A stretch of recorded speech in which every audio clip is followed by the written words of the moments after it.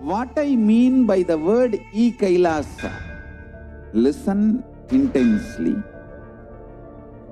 Enlightenment ecosystem, literally enlightenment itself, in your own home, wherever you are.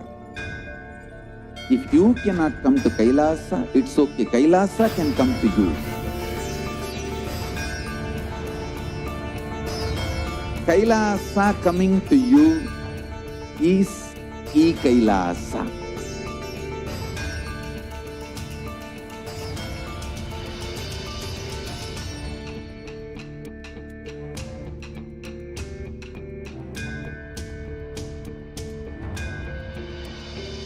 I will revive Hinduism. I am a Hindu revivalist, not by any revolution, but by evolution.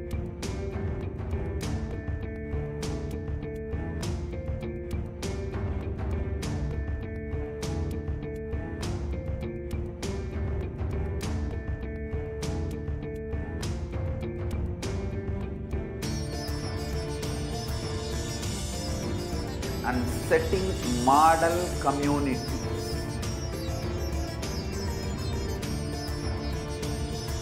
KAILASAs, enlightenment ecosystems, Sarvanya Pitas all over the world.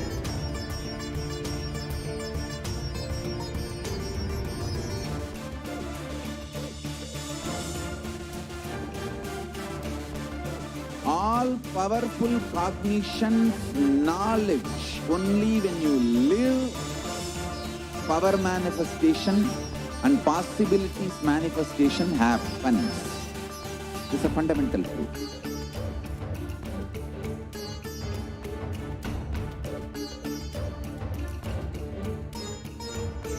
Hinduism cannot live exclusively as one sampradaya. No. All sampradayas of Hinduism is an ecosystem.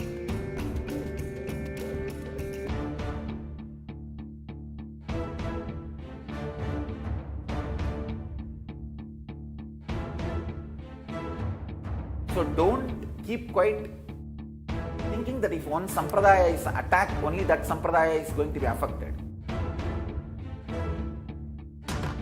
All of us are ecosystems.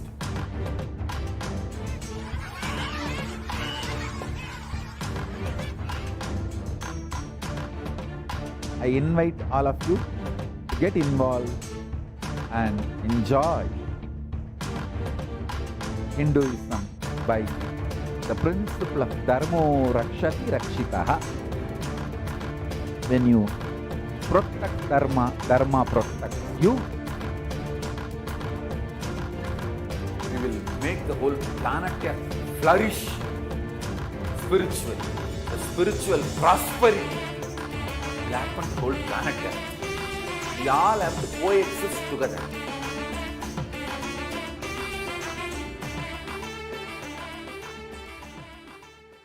Just be alive for next 3 years. Don't die within next 3 years.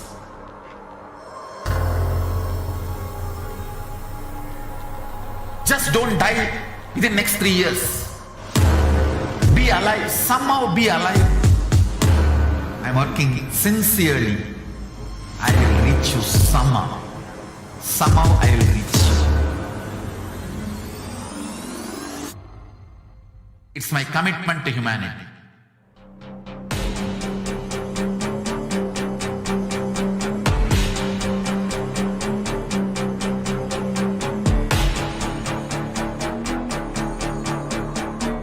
Just don't die within the next 3 years.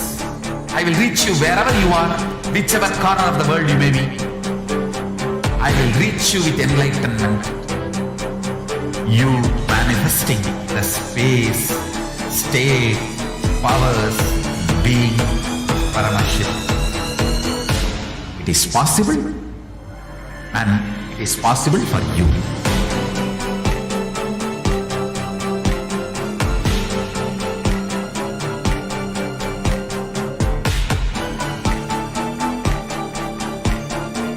Paramashivoham will reach you. with enlightenment science. I know he is going to do the job. Just be alive for next 3 years. Nothing else.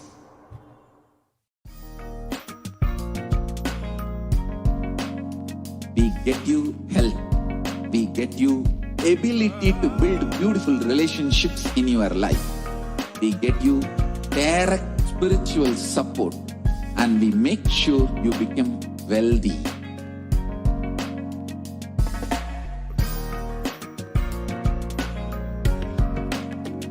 We won't stop giving you just good life. We will literally not stop till you live enlightened life. Manifesting the state of Paramashiva, space of Paramashiva, powers of Paramashiva, being of Paramashiva.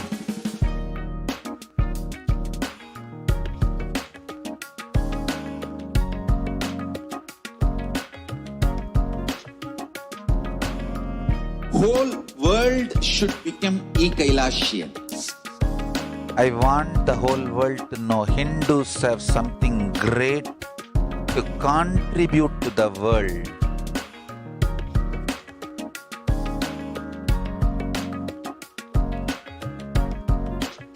We have something great to contribute to the world. Let us do that.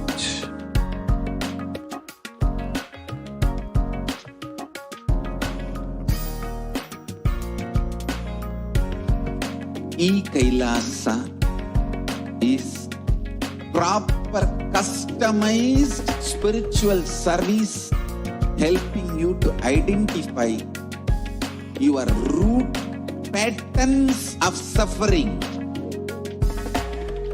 We have perfected the science of helping every individual from every cultural, religious, nationality background.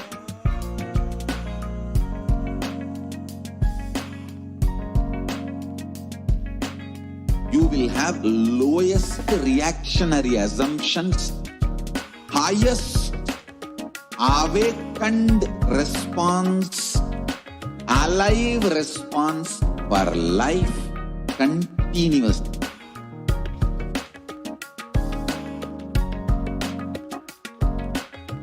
KAILASA is enlightenment ecosystem, literally enlightenment itself in your own home, wherever you are. Proper customized spiritual service helping you to complete with your life negativity, withdrawal from life, self-hatred, self-denial, self-doubt, so much of tiredness, laziness. We can support you aligning your diet, your attitude, your aptitude, your understanding about life. We can help you with everything.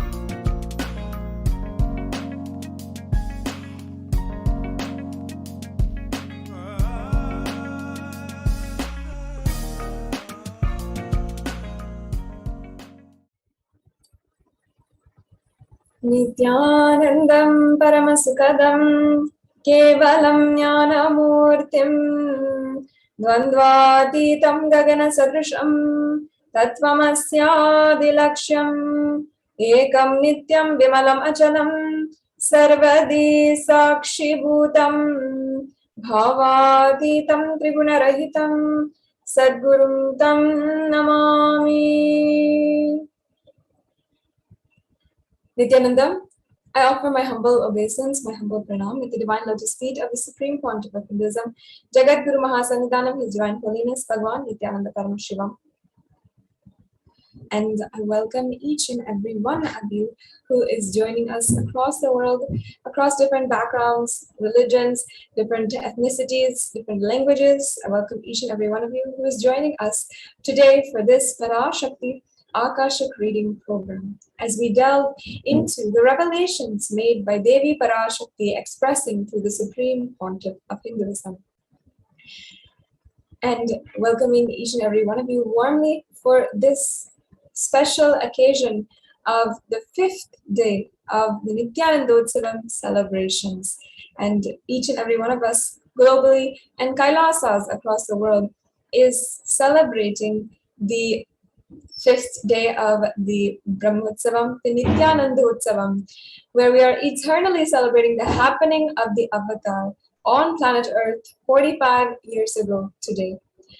And for the last 27 years, we have been continuously graced with the services, the hard work, the compassion, the tyaga of the Supreme Pontiff of Hinduism, manifesting in so many different ways. And to begin this program, we would like to introduce to you the glimpses of the glorious past. And here, every single day, we have been watching the glimpses of our past, of this whole mission of Kailasa that Swamiji made.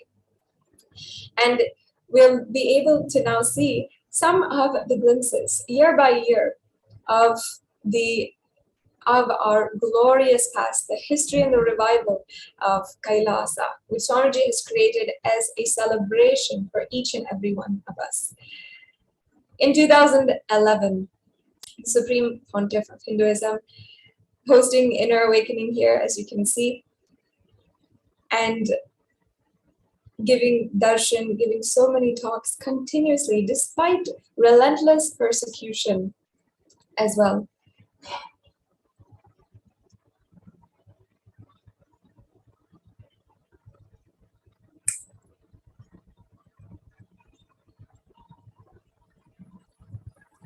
And in 2012, December brings us back memories of the Bali Inner Awakening.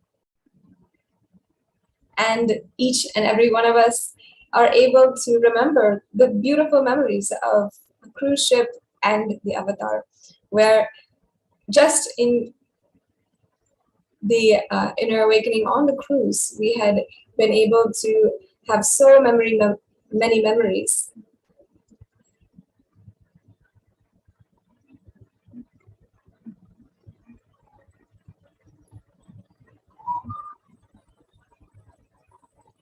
In 2013,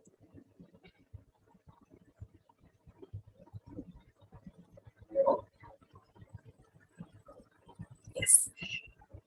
Sorry, so 2013, December was the Bali Inner Awakening, where the Supreme Pontiff of Hinduism led hundreds to the ancient indigenous kingdom of Bali, where there's so much of Hindu history that we were able to be introduced to, and as well have spiritual awakening in this field, in this energy field. In 2015, 21st December, was the Nithyanandoham program, where the Supreme Pontiff of Hinduism had led yatris all to the Inner Awakening. And here Swamiji is in the middle of the mandala process. And of course, in 2016, on the 21st of December, we are celebrating the Sadashivoham program in Adi Kailash itself, with thousands who had flocked towards the city of enlightenment.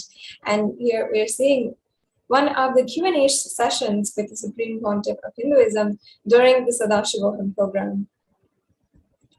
2017 brought to us Mahasadashivoham, and this was the very first day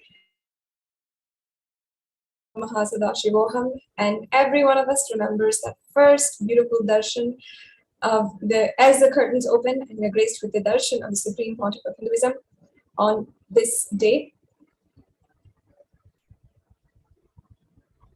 And the 21st of December in 2019 was the very day of the 43rd Avatara Dinotsava.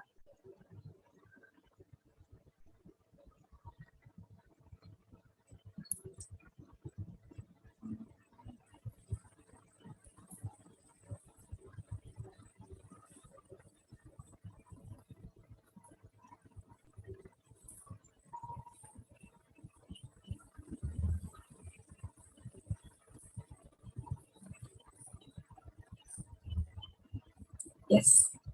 And today we are going to be entering into the celebrations of the day 5 of Nithyananda, where we are going to be celebrating the Alankaram and the Leela of Swamiji at the mere age of 10 years old, having the darshan of Devi Parashakti and immediately being able to carve that deity and with the utmost precision and with utmost experience, and then literally beginning, reviving the entire Sacred Arts University. Today, with more than 5,000 stone deities and numerous different kinds of different arts being revived by the Sacred Arts University, with its campus and factory headquarters in Adi KAILASA Sarvagnapitam, there's thousands of deities being shipped, being consecrated, being inaugurated, and serving the world as bodies of super consciousness, and literally creating the hubs for enlightenment ecosystems all over the world. And it began with this very Leela that we are celebrating today, which is the Leela of Swamiji carving the Devi Parashakti. And today, as we are going towards the day, towards the evening, we'll be seeing the grace with the Alankaram and as well as the rituals offered to Swamiji during this Nithyananda time. And each and every one of us will have once again be able to celebrate the rituals and the most auspicious time at this time, which is the birth of the avatar, the happening of the avatar on planet Earth 45 years ago today. And as we are celebrating the Leela of Devi Parashakti and the Darshan of Devi Parashakti, now we're going to be entering into the Parashakti Akashic reading program, as we are going to delve into some of the revelations that Devi Parashakti had revealed in the last 67 months, where Swamiji has manifested the Leelas and the energy of Devi Parashakti. Now, how does this work? How did that exactly manifest? And who is Devi Parashakti? What are the principles which she embodies? All of that is what we are going to be understanding today in this program. Now, Devi Parashakti is the ultimate pure feminine consciousness, the cosmic mother. And she is the source Shakti. It is her cosmic womb, the Brahmanda Yoni, from which billions and billions of universes comes out and goes in. And she is the source where the Big Bang and the black hole goes on. Devi Parashakti is the main deity of the sacred feminine and the divine consort of Bhagavan Paramashiva, who is the primordial divinity of Hinduism. The first and foremost relationship is the relationship with the mother. And our ability to learn, even the idea to relate starts with mother. How to relate starts with mother. Understand that your idea to relate, your ability to relate, all of that starts with the mother. Mother is too important a way to connect with what you think is life. In the Vedic tradition, our rishis were well aware that your ability to connect with the mother should be directed towards the cosmos. It should inspire and it should awaken your higher consciousness. It should inspire your higher consciousness to express through you. And it should awaken your higher consciousness. Connecting with life as the mother is the sweetest, most beautiful, most easiest form to ever connect. And today, out of his extreme love and compassion, the Supreme Pontiff of Hinduism is manifesting Devi Parashakti herself and gracing us, answering all of our questions, attending to our prayers, giving boons and healing us, revealing our past, present, and future, and delivering profound spiritual truths, and ultimately giving us the experience of Paramashivoham itself.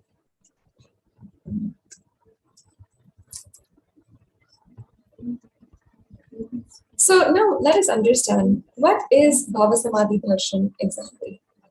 Samadhi is a Sanskrit word. When split, Sama means oneness and Adi means source. Samadhi means one with the source. And Bhava means attitude or aspect. The Bhava Samadhi means being one with the source through a certain aspect.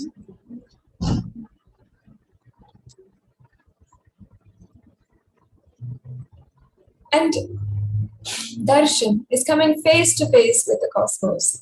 Darshan literally means to have a glimpse of. In the Vedic tradition, it is used to describe the moment that you behold an avatar, a saint, or enlightened being, as just seeing the saint, the enlightened being, having a glimpse of that superconscious energy can cleanse karmas of lifetimes and create deep and lasting transformation in the receiver. Darshan is a powerful superconscious vibration that is present around an avatar at all times.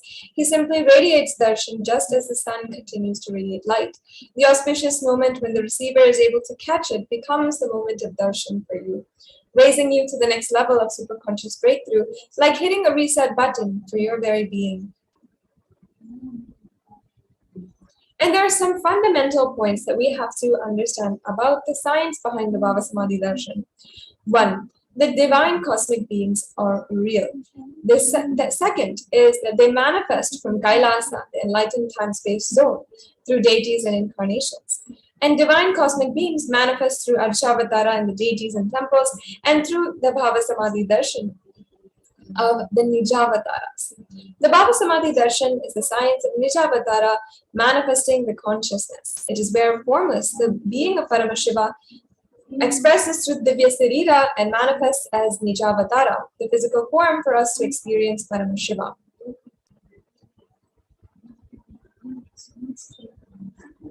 And as an example here, Devi Parashakti expresses through the being of Rajarajeshwari and manifests as Nijavatara, the physical form of Devi Meenakshi. You can see the deity of Rajarajeshwari. The Archavatar reflects the consciousness and manifestation of the superconscious energy, but human beings are not mature enough to receive the higher level experiences from the Archavatar directly. The avatar or the physical embodied form comes down to bridge the gap and create the experience of superconscious energy inside of all of us. And the Bhava Samadhi Darshan has so many benefits, but the one extraordinary thing that it can do is awaken your Kundalini Shakti, which is the latent potential energy in every human being. And this superconscious energy, this influx of superconscious energy can also manifest so many powers inside of us. And moreover than everything, it can visibly slow down your aging process, and it can also improve immunity to disease. During the darshan, the whole brain comes alive, turning into a superconductor of energies that heal, empower, and transform our lives.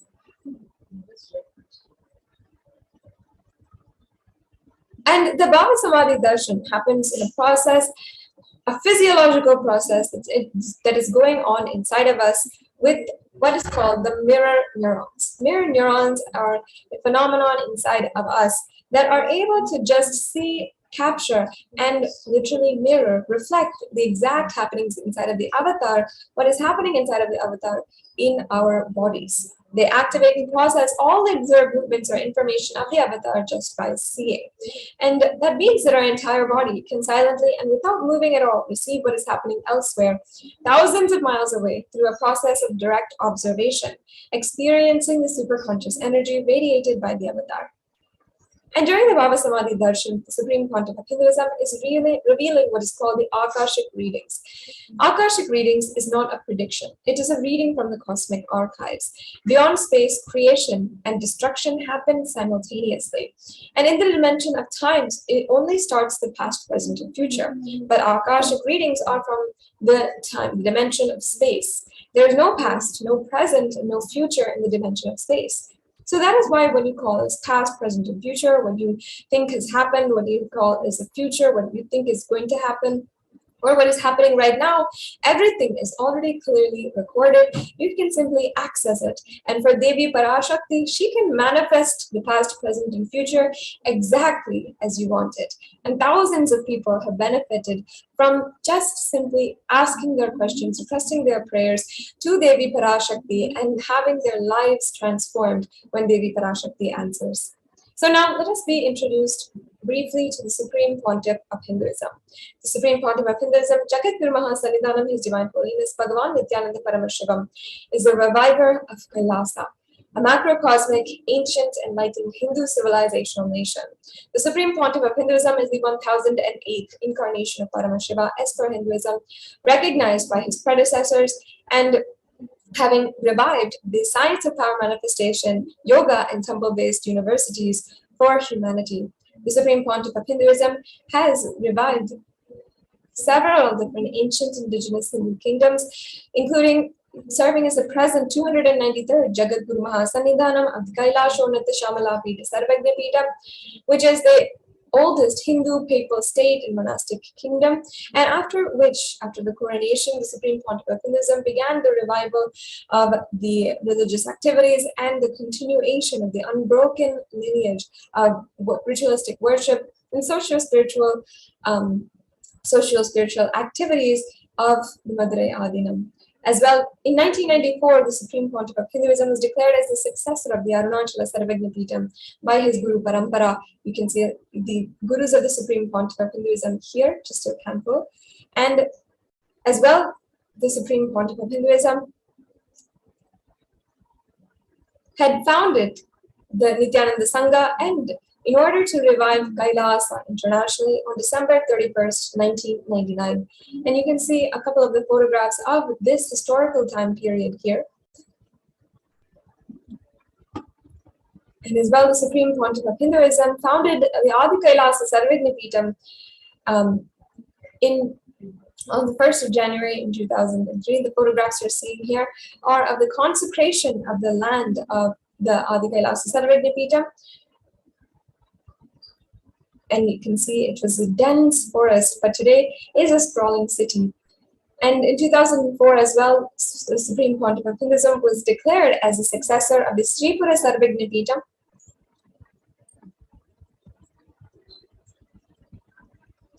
And the incumbent emperor of the Suryavamsa Surangi Samrajyam of the Suryavamsa lineage. You can see the lineage here of the kings of the Surangi Samrajyam.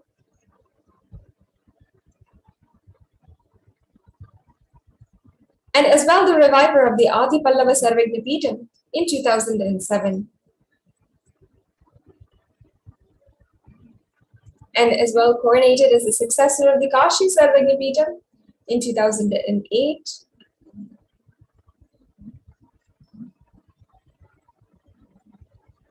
And officially coronated as the Mahamandaleshwar, or the supreme spiritual head of the Mahanirvani Akada, the apex monastic order, and the youngest Mahamandaleshwar at the age of 35.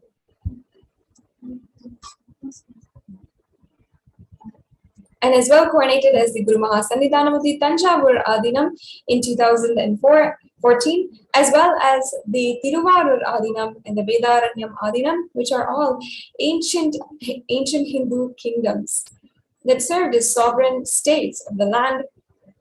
And as well, the Supreme Pontiff of Hinduism had been coronated as the Guru Mahasannidhanam of the Dharma Mukti Swargapuram Adinam in 2015. And as well, coronated as the Guru Mahasannidhanam of the Adi Pita Koladagmat in 2015. And as well, the Supreme Pontiff of Hinduism was elected as the Supreme Pontiff of Hinduism unanimously by a congregation of over 1,000 Hindu pontiffs in 2015, with an event that was the Ati Rudra Mahayaga in January, celebrating Swamiji's Jayanti, or Swami, the Avatara Dinotsava in 2015. Today, the Supreme Pontiff of Hinduism is revered as the most prolific, most viewed guru in the digital world, read and watched by more than 1 billion followers, and representing the 2 billion Hindus across the world. And the Supreme Pontiff of Hinduism is the leader of the world's greatest Hindu digital nation, leading and enriching the lives of 1 billion and continuously reaching out through various different platforms such as Facebook, Instagram, Twitter, YouTube, bringing the spiritual knowledge to the world on the digital platforms. And as well, with 27 years of tireless humanitarian services and initiatives, including the Free Vegetarian Food Bank, medical services, natural disaster relief, women empowerment initiatives, conflict resolution and peace initiatives, sustainable Hindu practices through various international agencies and bodies. And as well, the Supreme Pontiff of Hinduism has authored over 1,250 books and 10,000 articles in 3 languages, English, Tamil, and Sanskrit, and translated that into 50 languages.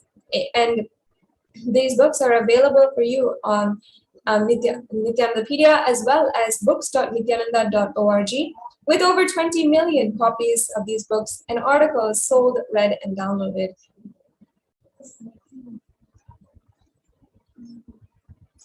and as well established the largest Hindu library with over 1 million books, 1 million family scriptures, and over 20 million digital books.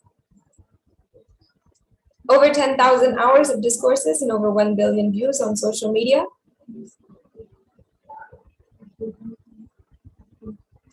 And respected as a commentator of all sacred scriptures such as the Upanishad, the Bhagavad Gita, Shiva Sutras, the Yoga Sutras, the Ashtavakra Gita, and the Jain Sutras.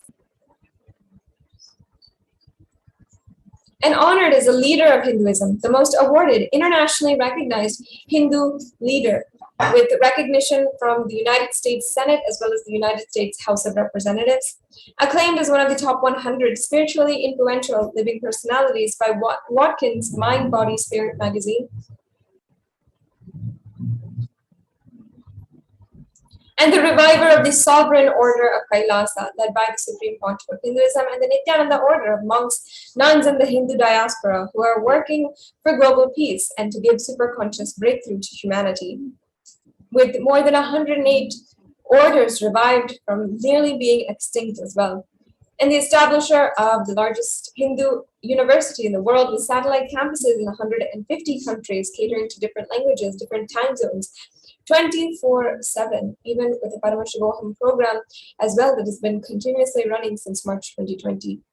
And as well, the establisher of over 1,000 plus KAILASA Enlightenment ecosystems, catering to the 2 billion Hindus around the world, offering the spiritual services, and for anyone who wants healing and spiritual upliftment in their lives. And finally, the Supreme Pontiff of Hinduism is the founder and reviver of over 100 Sarvagyapitas, the ancient Enlightenment ecosystems, and bringing to us the great knowledge of the past of our Hindu scriptures to our modern day lifestyle. With this, it brings to a conclusion of this segment in today's program, and we're now going to be entering into the power manifestation. If you are already aware and you already know what is the power manifestation and what you have in store today, you can go ahead and comment if you'd like to have a live body scan by one of the Nithyananda Gurukul Balasans. And stay tuned as we are going to be entering into the next segment of today's program, the most exciting demonstration of extraordinary powers.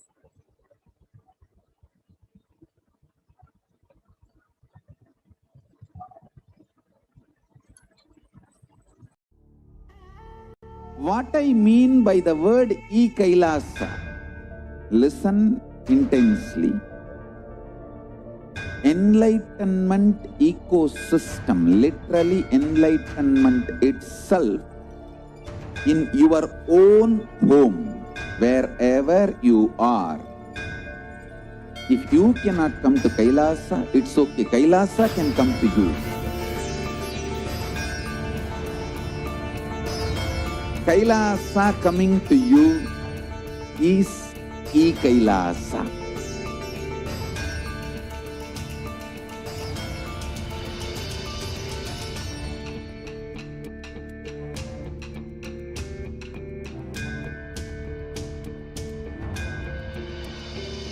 I will revive Hinduism.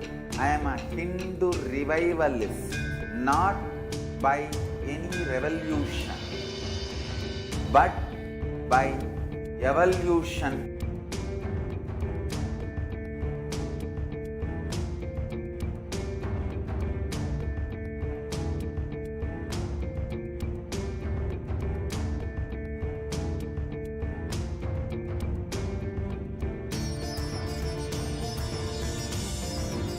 And setting model communities.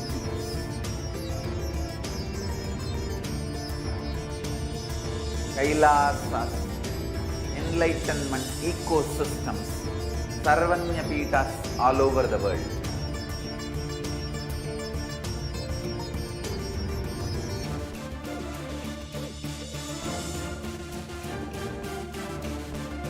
All powerful cognition, knowledge, only when you live, power manifestation and possibilities manifestation happens. It's a fundamental truth.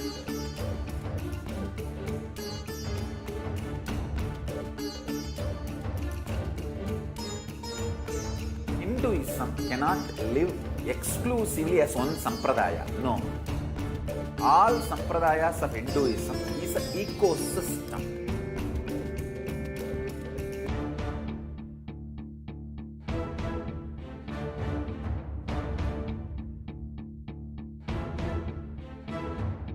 So don't keep quiet thinking that if one sampradaya is attacked, only that sampradaya is going to be affected. All of us are ecosystem.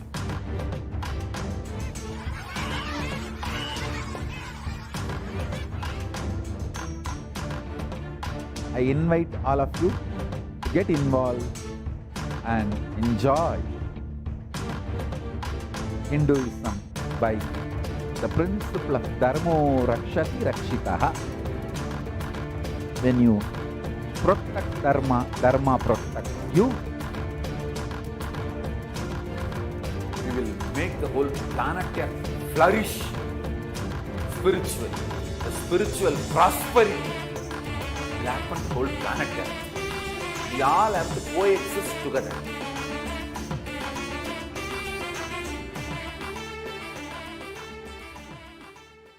Just be alive for next 3 years. Don't die within next 3 years.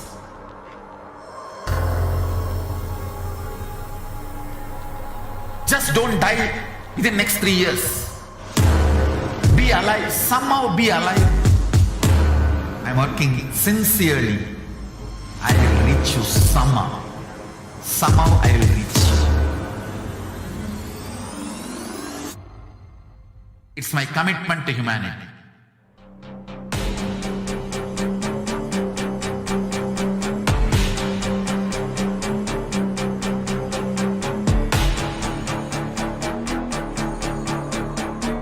Just don't die within next 3 years. I will reach you wherever you are, whichever corner of the world you may be. I will reach you with enlightenment. You manifesting the space, state, powers, being Paramashivam. It is possible, and it is possible for you.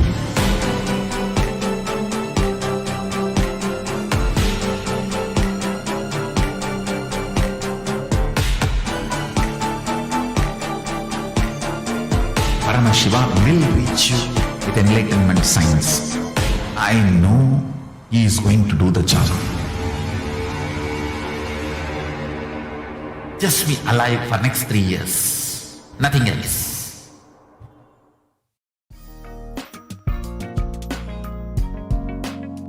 We get you health. We get you ability to build beautiful relationships in your life. We get you direct spiritual support, and we make sure you become wealthy.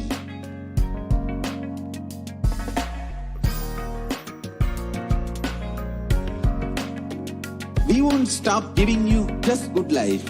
We will literally not stop till you live enlightened life. Manifesting the state of Paramashiva, space of Paramashiva, powers of Paramashiva, being of Paramashiva.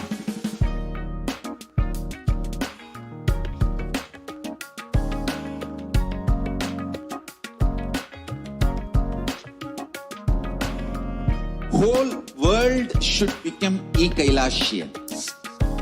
I want the whole world to know Hindus have something great to contribute to the world.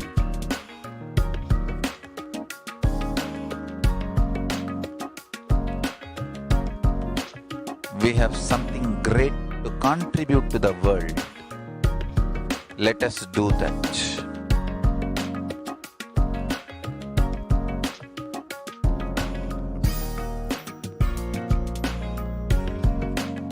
KAILASA is proper customized spiritual service helping you to identify.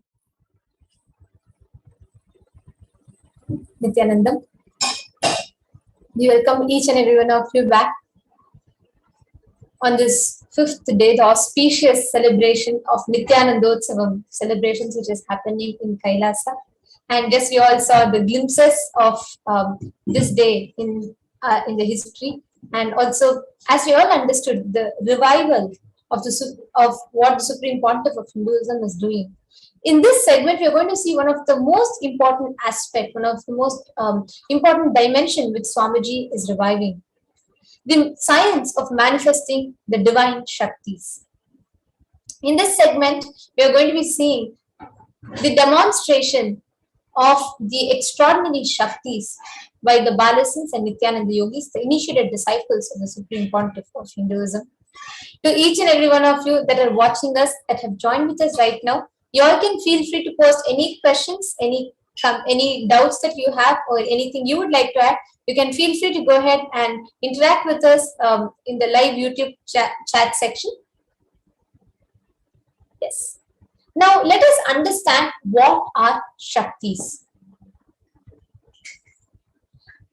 In the Vedas and Agamas, in the Hindu scriptures, the source scriptures of Sanatana Hindu Dharma, Paramashiva, the supreme godhead of Hinduism, reveals in elaborate detail that every human being is hardwired to be able to manifest 463 plus extraordinary Shaktis, the divine powers. Manifesting powers or Shaktis are described as a system, method, and science for human beings to explore the various possibilities and powers and have access to the various states of consciousness.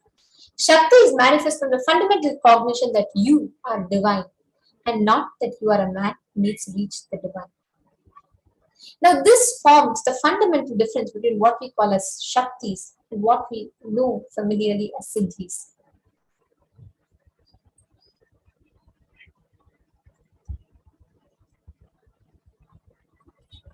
Shaktis of Paramashiva manifest in ordinary human beings in an extraordinary way after the initiation, Diksha from the avatar. Shaktis manifest as a side effect of the deep feeling connection and high integrity with the Guru, whereas Siddhis manifest towards your path for enlightenment as a side effect of your penance and kappas. Shaktis are permanent, whereas Siddhis are not permanent, and in fact, Siddhis may divert you from enlightenment. Now, let us understand who is the source of these Shaktis. Paramashiva, the supreme godhead of Sanatana Hindu Dharma. He is the primordial divinity in Hinduism, the ultimate reality and cause, which is self-effulgent, Swayam Prakasha, all-pervading, unchanging, beyond time, space, form, and causality. As a fundamental base of Avyakta, the unmanifest, and Vyakta, the manifest existence, he performs the Panchakritya, or the 5 cosmic acts, which are Srishti, creation, Sthiti, sovereign rulership and maintenance, Samhara, rejuvenation, Trobhava, pulling out of delusion, and Anugraha, liberating grace for all living entities.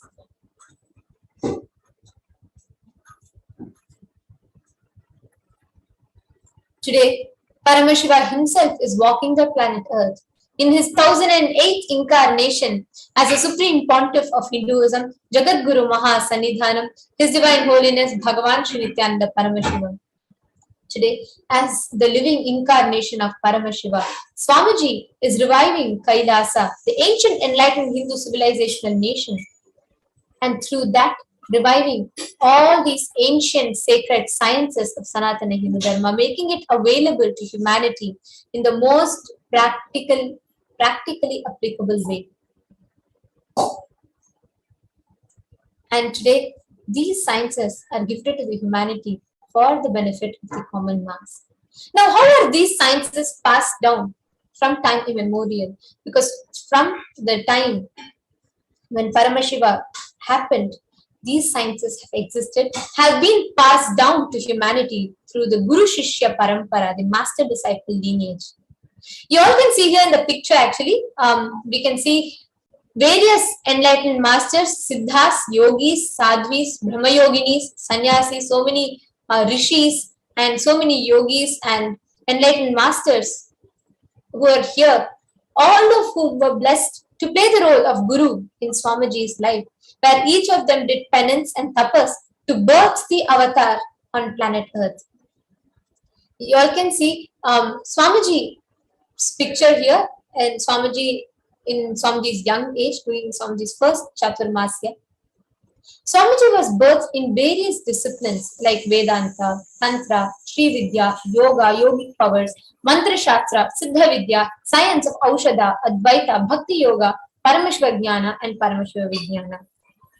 Today, Swamiji is making these same sciences available to humanity, passing this sacred sciences to humanity and gifting them in the most practically applicable manner.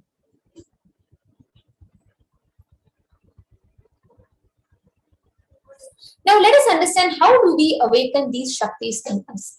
Every ultimate truth, the jnana, powerful cognitions, when it is mapped into your consciousness, your prajna, they manifest as power and possibility of every being, prajnana.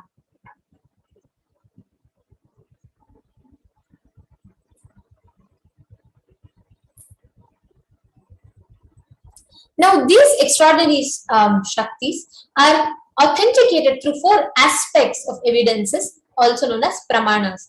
The first one is Shastra Pramana.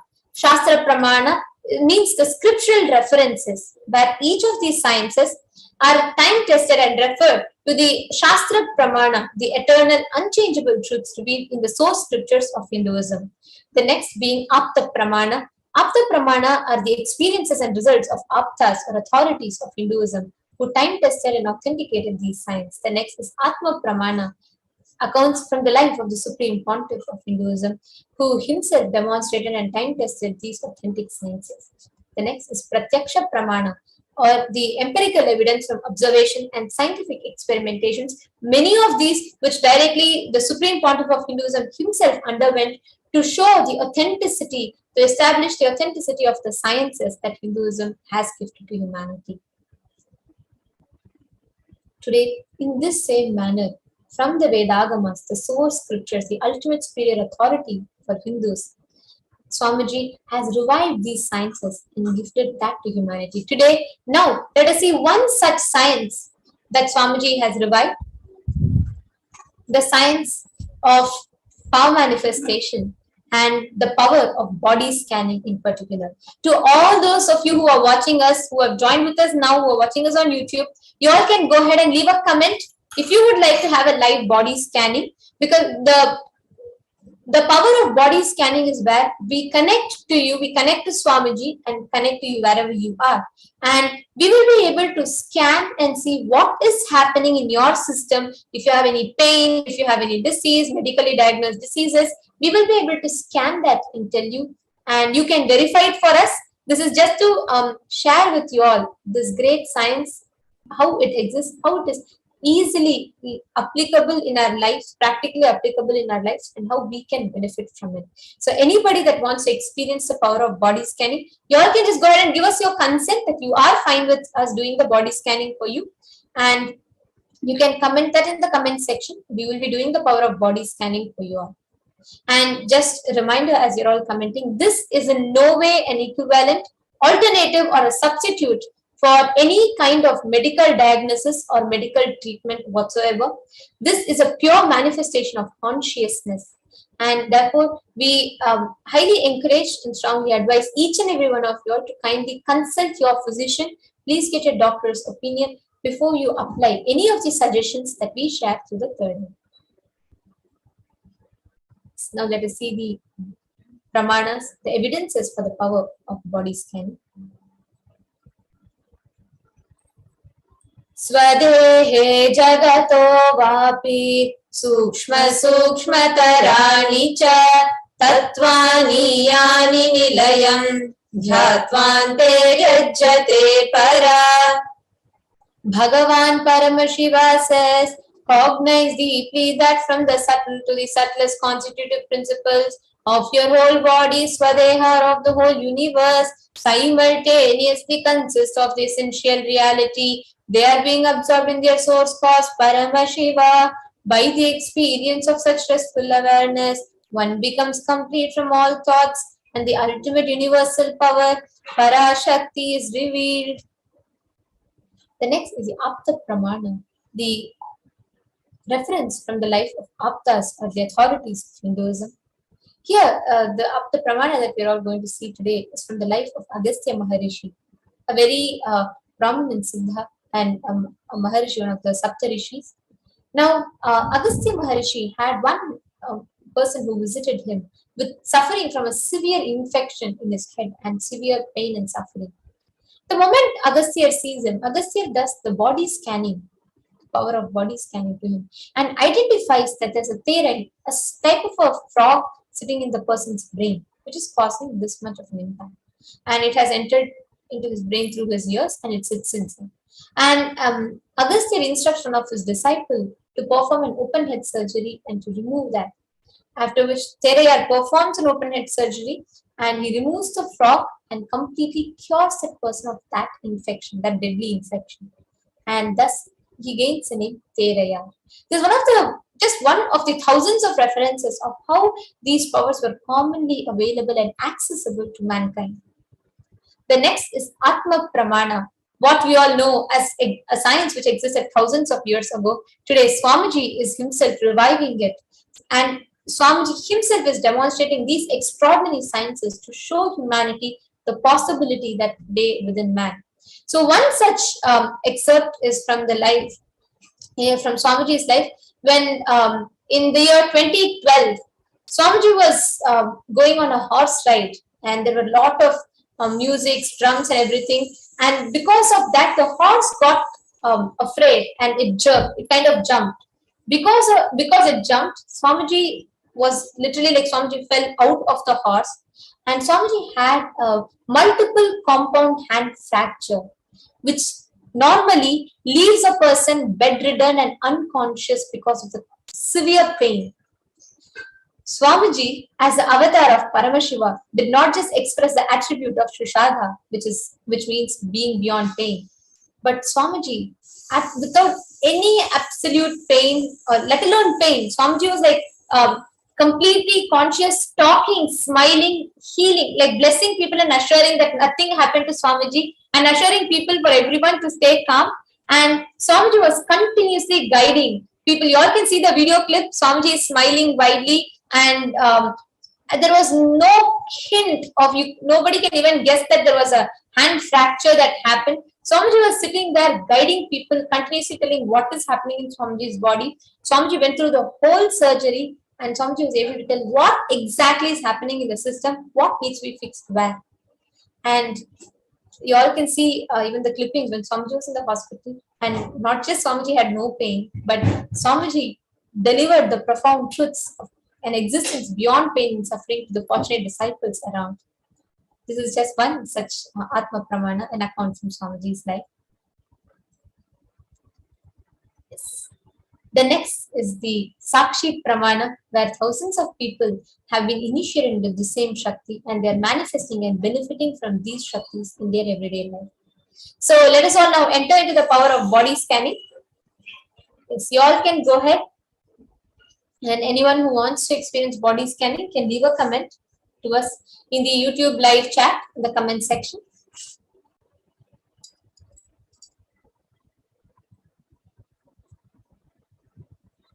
Yes, you all can go ahead and leave a comment in the comment section.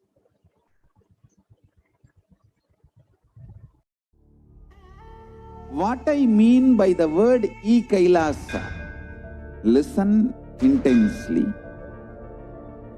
Enlightenment ecosystem, literally enlightenment itself, in your own home, wherever you are. If you cannot come to KAILASA, it's okay. KAILASA can come to you. KAILASA coming to you is KAILASA.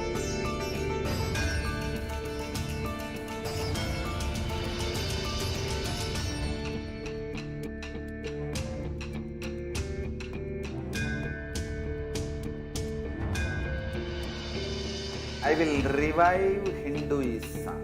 I am a Hindu revivalist, not by any revolution, but by evolution.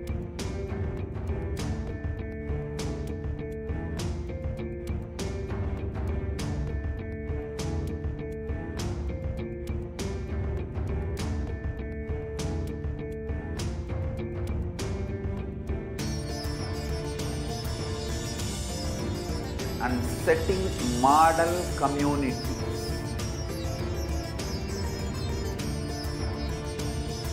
KAILASAs, enlightenment ecosystems, Sarvanya Peethas all over the world.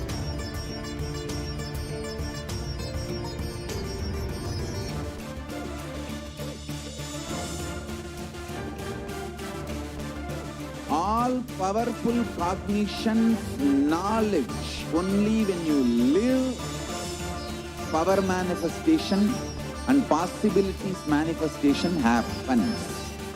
This is a fundamental truth. Yes. Nithyanandam, welcome back, dear viewers. We can see Ma Nitya Dharmodayananda and Jodan Basantaya. Nithyanandam Ayya, we can see Ma Eva Anderson commenting, and we can also see Kate Rowe Ayya who is commenting. Actually, I think Kate Rowe, you had asked for the body scanning today, and now Ma Nithyananda is going to be doing the body scanning for you.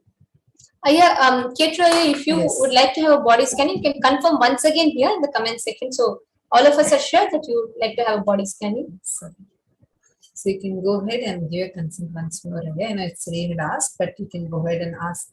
You can just confirm once more here in the comment section. So, Manitya, go ahead and do your body scanning for you.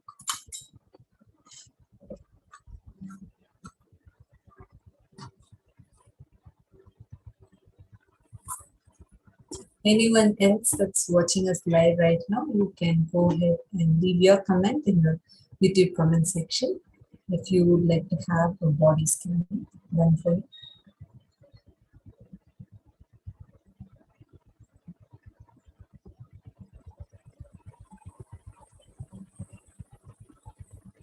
Yes, Ketroya, you could just confirm once, Aya. You have put thank you. If you can just put yes, I would like to have body scanning, we would be sure that you have requested for it. And then I can manifest this power of body scanning with you, Aya.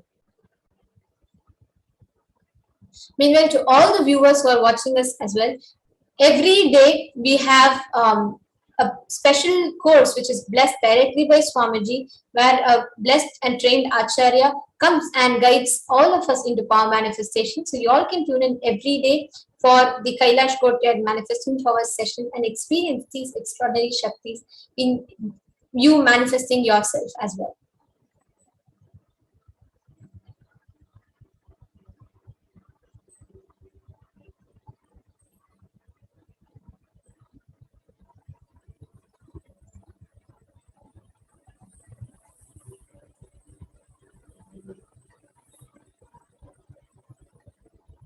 This power of body scanning is where literally you might be sitting miles away. He would have not even met you before, you wouldn't be having any idea about you.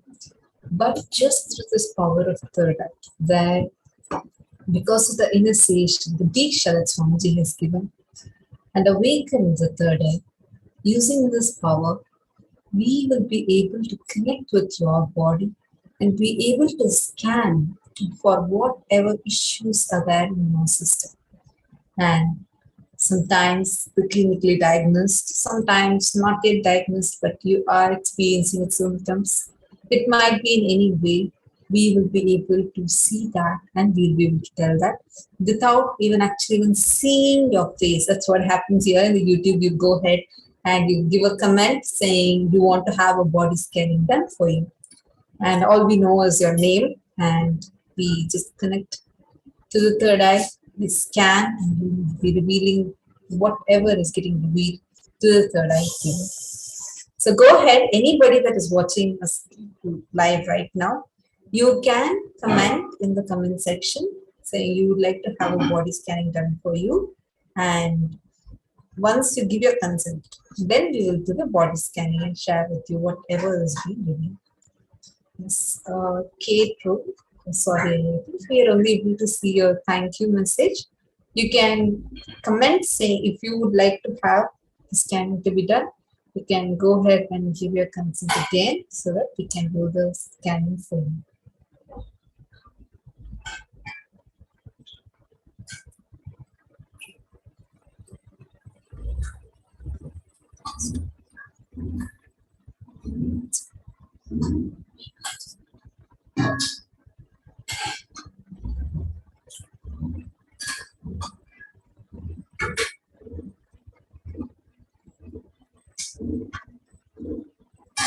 So anybody that wants to have a body scan.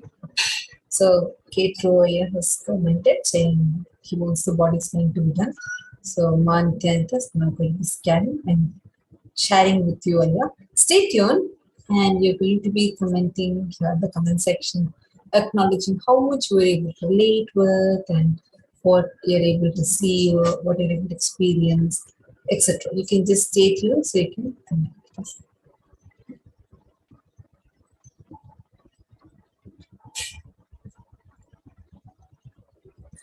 This the phenomenal different powers that Swamiji is awakening in each of us and making us evolve as super conscious beings. Swamiji says very beautifully, amoeba to fish is a physical breathing, and fish to a monkey, it is physical plus mental breathing. From monkey to a man, is physical, mental, and a conscious breathing. But for millions of years, we have been stuck in this human body. We have been stuck in this, just with this. The next level breakthrough is needed. And just to have that breakthrough happen in us and giving us the next level, superconscious breakthrough, Swamiji has happened and guiding the whole humanity forward. And we can already see how many in different dimensions. Swamiji has already sort of given us this breakthrough experientially, where each of us cognize ourselves not just as this human body that we know ourselves as, but much more deeper and experiencing ourselves as Paramashi, experiencing ourselves a lot more deeper. So, Ketra, yeah, I just would like to share one thing that I saw. In your body, I saw that very recently, in the recent past, you have had some kind of a medicine or some substance which was injected into you, and something which entered into your bloodstream. It can be some medicine or some particular thing. I'm not able to clearly precisely point out what it is, but some kind of a medicine, probably some substance, right, which entered into your system and directly into your bloodstream actually, and that is affecting the activism in your system. It is creating a whole reaction in your body, and actually that is impacting the function of your liver. And this is because it is not like in a dangerous level, but it is impacting. If you notice in the last few weeks or a few months, you will have your metabolism rate and how your body cleanses itself. All of that is impacted a lot. Because of this, you will notice that you will have red color rashes kind of a thing, which frequently happens. There's some sort of itchiness. All of that will happen, and your muscles have lost its strength a little bit. You will see there will be so much of weakness, especially I saw in your shoulder region and in your arms. The muscles, the strength that you used to feel has come down.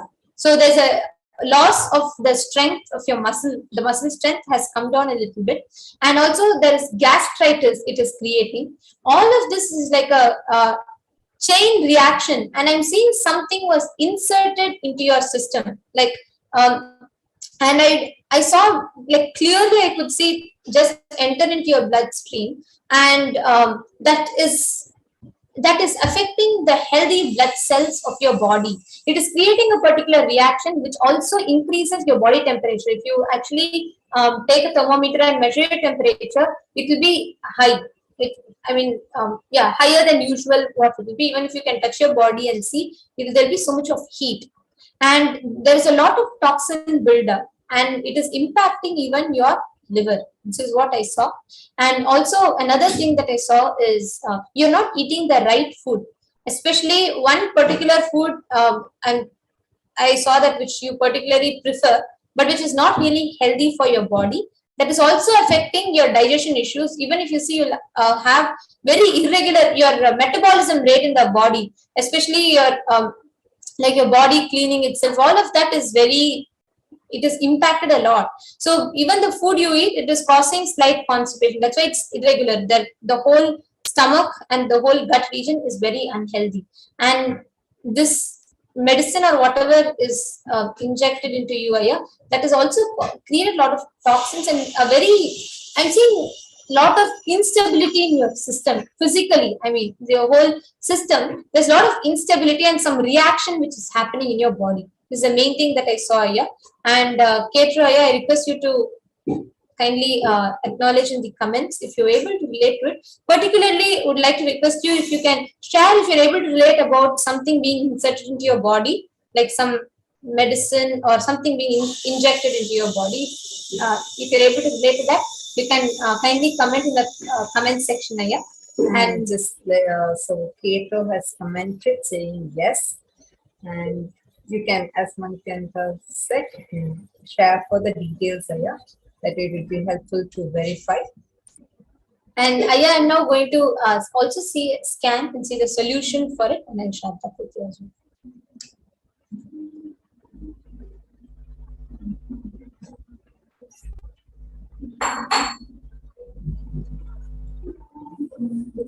Okay, True Aya has again commented saying yes. Aya can go ahead and share it in detail. That way we'll be able to verify.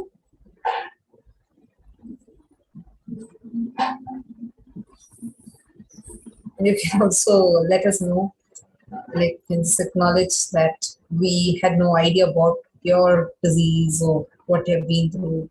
Because this is the first time we're scanning you, and we wouldn't have met you before, right? So you can acknowledge these things in the chat and how you feel about this power that Swamiji has been reminding.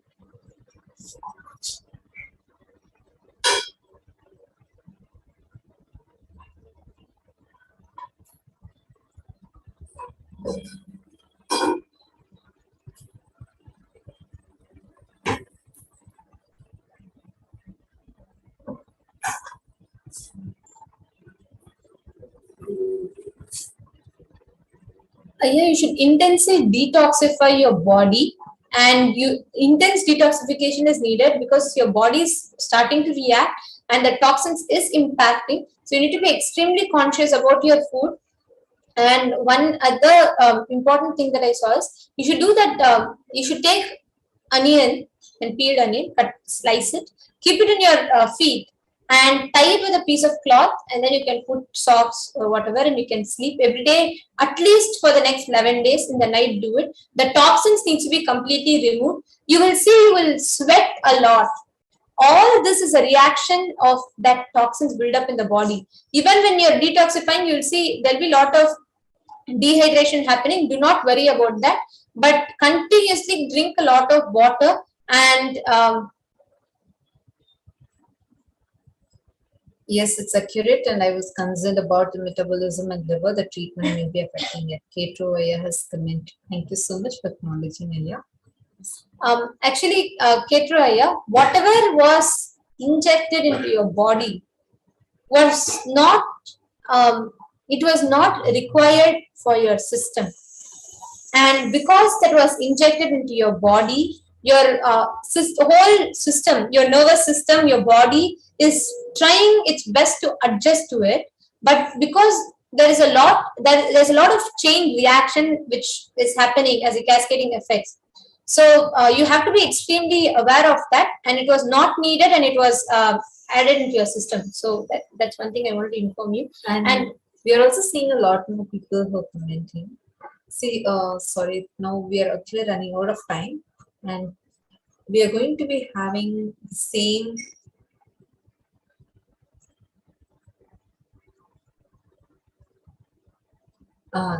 power manifestation segment that we'll be having every day. You can even join us live at 2:30 a.m. Indian Standard Time, as well as 4:30 p.m. Indian Standard Time. Yes, and we can manifest the power of it. And Ketraya, you have to do this onion, tying the onion to your feet, and then every day morning, boil ginger, grape ginger, boil them in water with jeera, and consume that water. Have castor oil, apply that on your on the top of your head, and around your eyes and your navel center and your feet, and apply that. The heat in your body will be removed, and drink lot of water and hydrate yourself. This is what I saw here, and you can do this. And we also have CH Shiva was requested for scan. Yes, Shivaya, I can manifest the power of body scanning for you.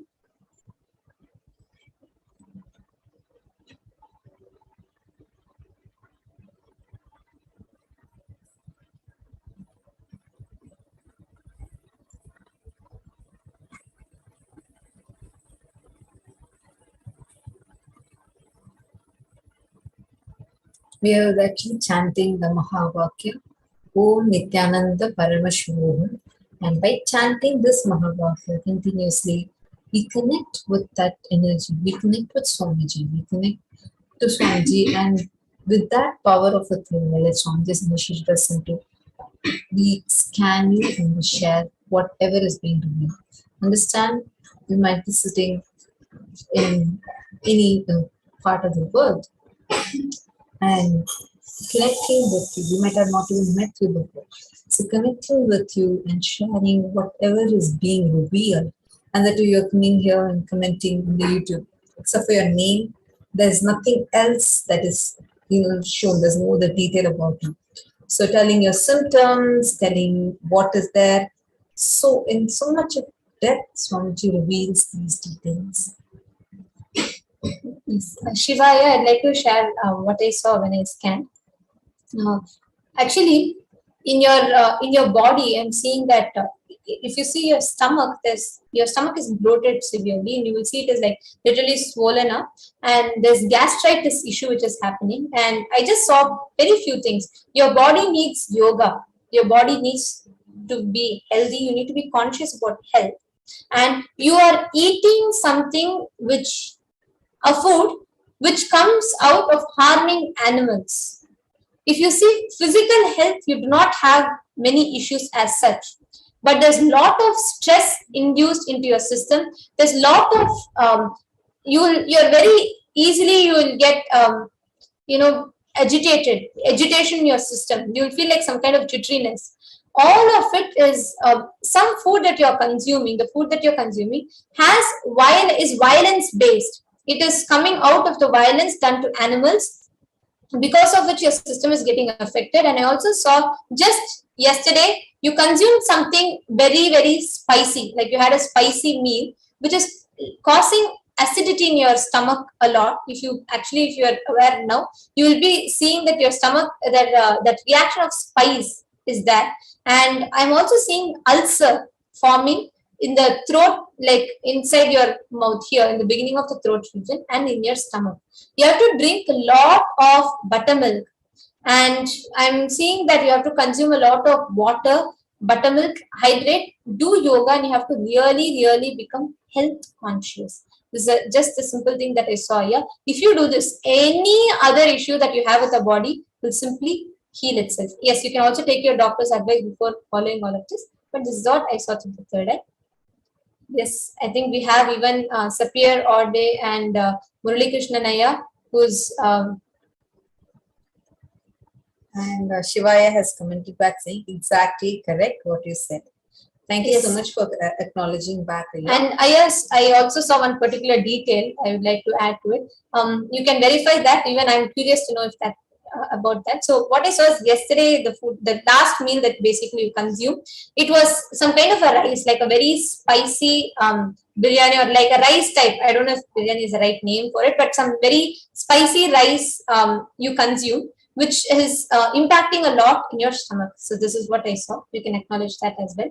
And Murali Krishnaya, you requested, please scan my eyes, Ma. I did try all. Sure, Raya. Murali Krishnanaya, I will scan. And Shivaya has commented back again saying exactly correct, ma'am. Thank you so much, Raya, for acknowledging. This is the Shakti that Swamiji has gifted us. You can also acknowledge in the comments. See, we don't even have your photograph, so we don't even know about you. This is the first time we are scanning you, right? So you can acknowledge. We don't know which part of the world you're from. So this whole power, the authenticity of this science, it's not a magic. It is not a trick. It is a science. It is where we connect with you. We just through this power of third eye, that Swamiji has awakened. We connect with you and we see what is the issue that you are having in your body. And just through that, it is a very conscious power. And this awakens a new dimension of ourselves. And like this is not just a power that we can manifest, it's a science because this is something even you can do it. And that is what Swamiji is here for. Swamiji says so beautifully, I am not here to prove that I am God. I am here to prove that you are God. So you can experientially manifest this. And we had the power manifestation session that happens every day. So you can be tuned in and you can manifest this Shakti too. Murli Krishna, yeah, I just connected with you and I scanned there. What I saw is your eyes. It is not an issue directly with your eyes. If you see, there'll be a lot of headache and strain in your eyes. There'll be redness and dryness in your eyes and pain, especially in this region, like just at your tip of the eyes and your brow center. In this region, there'll be a lot of pain that you often face, and you need medical attention. You can go to the doctor and please take healing. Just keep Basma in front of Swamiji, chant Mahavakya for 21 minutes and apply that. You need to heal that part and you're lacking some vitamin. So you, especially vitamin B12 and other vitamins you're lacking, you need to take the right food and you need to have, because of the lack of vitamin, I saw vitamin A, I saw vitamin B, and I also saw there are a few things which you are lacking, like there's deficiency in your body, which is impacting in this. And I just want, sorry for interrupting, but just wanted to read out his comment. So you had actually scanned saying I had eaten spicy rice yesterday. So he says, yesterday so he has eaten spicy fried rice. And today onwards, he's going to be taking a full water diet. Yes, Aya, you can take up Nirahara to begin with, and you can visit befoodfree.org. This is the letter B, not B-E. It is B, the letter B, foodfree.org. Go ahead, visit that, and you can get the full details. And a lot more. The science of Nirahara Samyama that Swamiji has revealed is available for free in And Murli Krishnaya, please do visit the doctor and the deficiency, multiple deficiencies in your body. And it is not just this. If you fall asleep, you will have it will be very difficult for you to be aware or wake up from that. It is all the lack of vitamins which is causing this. So you have to take a lot of vegetables. But for your eyes particularly, only thing I saw is please get a medical diagnosis. It will immediately heal. There's not a big issue. It will heal. It will be taken care. You need to be conscious about eating healthy food, especially in organic way. You can take the organic supplements to increase the vitamin A, vitamin B, and other deficiencies that your body is having here. And also, if your body is becoming healthy, you will put on little weight. So that will be the sign through which you can measure. This is another thing that I saw. So thank you, Aya. You can acknowledge. You can get back to us, and please do follow this, and you will have a difference. And we also have Sapir Orde and Andreas Kalpinis. Since in the interest of time, we'll be moving on to the further segments of the program today. And we request you all to log in every day around this same time, around 2:15 to 3 a.m. We'll be having the power of body scanning. So you all can tune in at that time to receive this. We thank you all for participating in the power of body scanning. And with this, we can do the conclusion of this segment and we'll be moving on to the next segment after a short.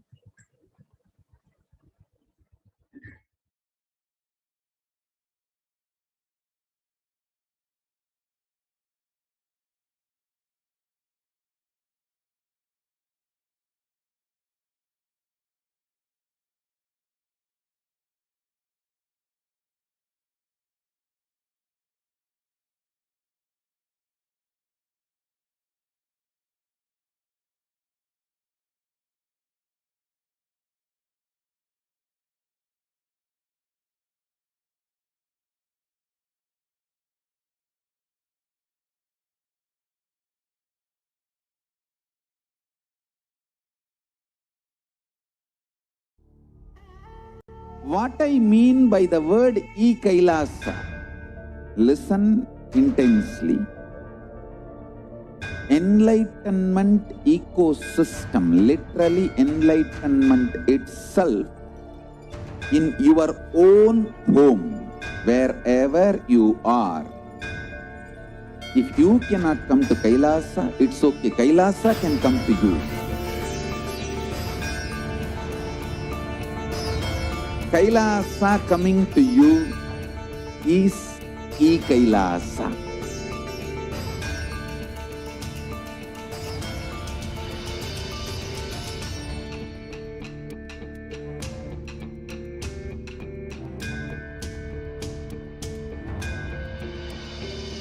I will revive Hinduism.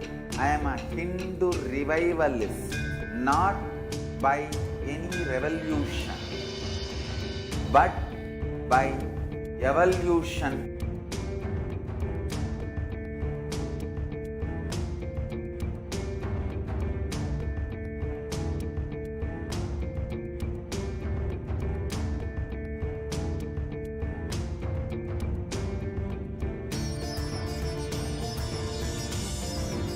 And setting model communities.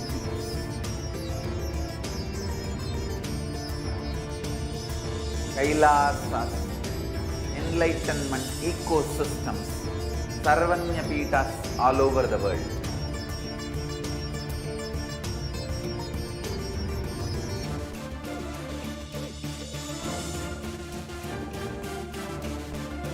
All powerful cognition, knowledge, only when you live, power manifestation and possibilities manifestation happens. This is a fundamental truth.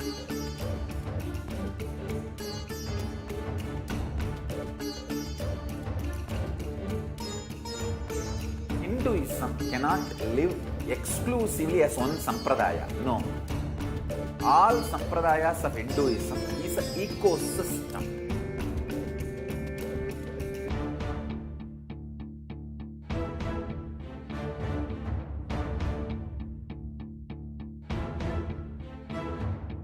So don't keep quiet thinking that if one sampradaya is attacked, only that sampradaya is going to be affected. All of us are ecosystem.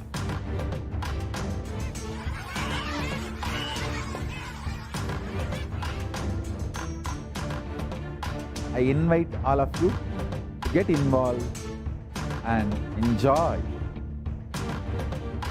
Hinduism by the principle of Dharmo Rakshati Rakshitaha. When you protect Dharma, Dharma protects you. We will make the whole planet flourish spiritually. The spiritual prosperity will happen to the whole planet. We all have to coexist together.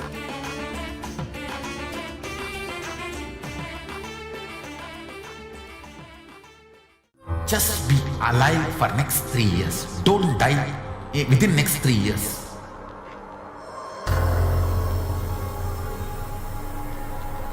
Just don't die within next 3 years. Be alive. Somehow be alive. I'm working sincerely. I will reach you somehow. Somehow I will reach you. It's my commitment to humanity.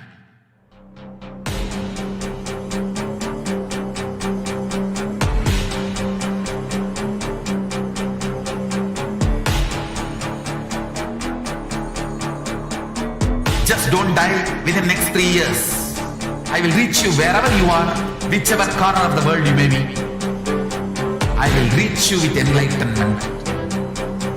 You manifesting the space, state, powers, being Paramashivam. It is possible, and it is possible for you.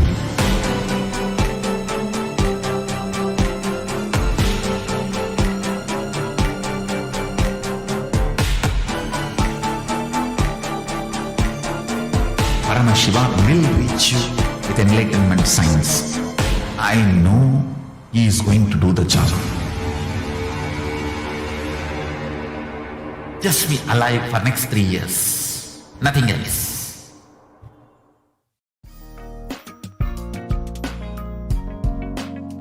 We get you health. We get you ability to build beautiful relationships in your life. We get you direct spiritual support, and we make sure you become wealthy.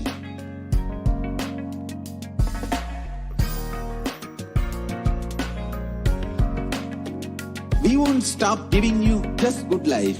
We will literally not stop till you live enlightened life. Manifesting the state of Paramashiva, space of Paramashiva, powers of Paramashiva, being of Paramashiva. Nithyanandam, welcome back to all of the viewers. And let us continue in today's program. I hope that each and every one of you enjoyed the live demonstration of the power of body scanning conducted by the Gurukul Balasans. And if you want a body scanning, you can always tune in at the same time every single day. Today, you can tune in at around 2:15 Indian Standard Time, 2:15 a.m. Indian Standard Time. And that is the time that we enter into the body scan. And you'll be able to comment, and you never have to reveal any of what you of your diseases, bodily ailments, or whatever you have gone through. But the demonstration will be able to scan exactly what you are going through and give you a spiritual solution behind it. So now let us enter into the next segments of today's program. Before that, I wanted to invite each and every one of you to sign up today as an e-KAILASian. Many of us all over the world, we're spending around 4 to 5 hours on the internet in this day and age. So at that time, we can spend our time uplifting ourselves spiritually, attending to our consciousness, and attending to what really matters at this time.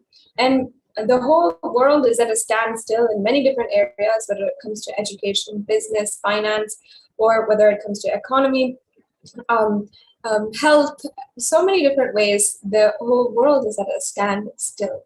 But the way that we can evolve ourselves, we can use this time in the best way, is evolving our consciousness. And Swamiji has brought this science, the science of Bhavasamadhi Darshan, as well as so many different ancient, greater Hindu sciences, in order to cater to every single human being, every single being on planet Earth, and deliver their super conscious breakthrough. So you can become an e-KAILASian today, get your e-passport, and you can begin this journey in your super conscious breakthrough, in your spiritual awakening, with the ultimate Jagat Guru, the Guru for the whole universe, as your own guide.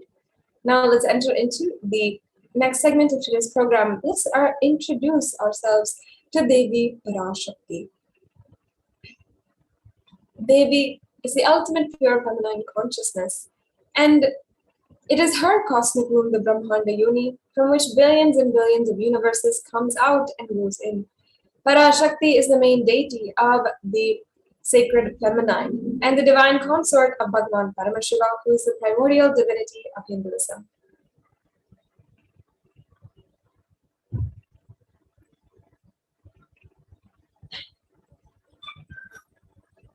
In the words of the Supreme Pontiff of Hinduism, Swamiji beautifully elaborates, in each and every one of us, there is an energy which constantly gives birth, expresses itself. That is the feminine energy, Parashakti. When you awaken the feminine consciousness, you radiate the state, space, powers of Paramashiva. Worshipping and completion with the Cosmic Mother, Parashakti, is the direct method to heal and complete your biomemory and all the associated pains and sufferings in your life and manifest the state, space, and powers of Paramashiva.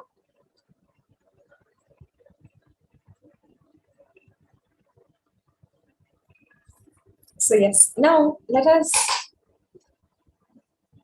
chant one of the verses from the Lalita Sahasranamam. The Lalita Sahasranamam is a very elaborate, in detailed description of Devi Parashakti.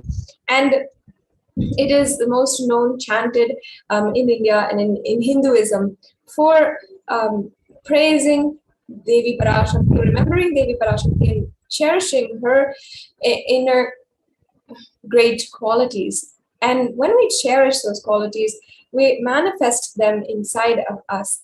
And we also manifest them outside of us in our reality as a way that we experience life. And today we are going to be understanding Devi Parashakti as the one who liberates, and the one who liberates us from the cycle of birth and death. We're going to be seeing a little bit more into what happens after death and how Devi Parashakti has literally liberated each and every one of us who are blessed to be able to follow and be at the divine feet of the Supreme Pontiff of Hinduism from all of our deepest incompletions and the fear of death itself. In the Lalita Sahasranamam, Devi Parashakti is described as the one who liberates us from the cycle of birth and death. She is described Nishkroda Kroda Shamani Nirloba Lobanashini Nishamshaya Shamshayagni Nirbhava Bhavanashini. And this means, O Devi, the one who is without anger, who destroys the tendency to get angry, who is free from greed, who destroys greed in her devotees, who has no doubts, who effaces all doubts, who is not involved in the cycle of birth and death, who frees devotees from involvement in the cycle of birth and death. So, Devi Parashakti is described as the one who liberates us from the cycle of birth and death. Now, let us enter into the next verse, where Devi Parashakti is further described as the one who destroys the fear of death. In the Lalita Sahasranamam, once again, she is described as Nirvikalpa Nirabada Nirbeda Vedanashini Nirnasha Mrityumatani Nishkriya Nishparigraha. It means Devi, who is without any modification, as she is pure consciousness, who can never be sublated, who is beyond all differences, who destroys the senses of differences, who is deathless, who destroys the fear of death, who, without involvement in action, who needs no gift, as everything in the universe is hers.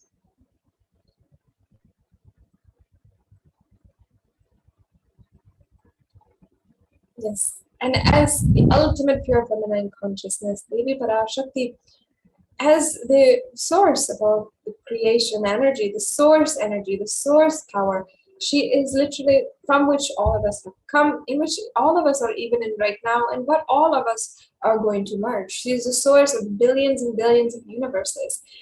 So, of course, in her hands, death is just a mere transformation from one body to the next.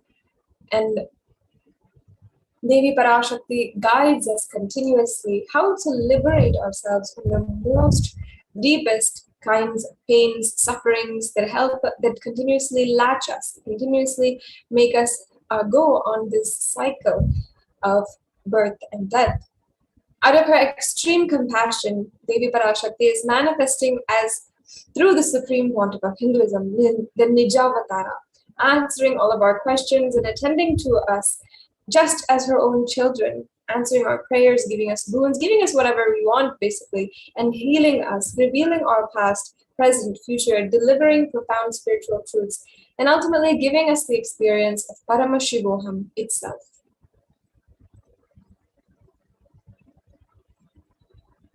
Now, Devi Parashakti, during these Akashic readings that we were all very much blessed to watch, to witness over the course of the last 6 months, has in many instances revealed the deeper secrets about herself, giving us insight into what she embodies, the principles, the lifestyle, the tattvas that Devi Parashakti embodies and is initiating each and every one of us into just by her mere darshan.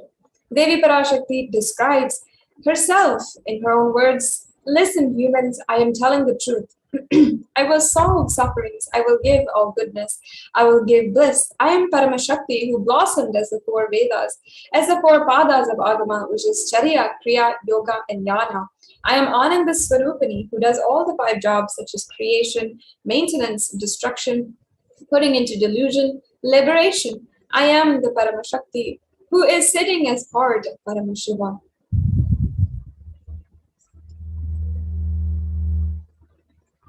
I am Parama Aushadha Swarupini, who gives Jnana, Siddhi, and Shakti to all siddhas.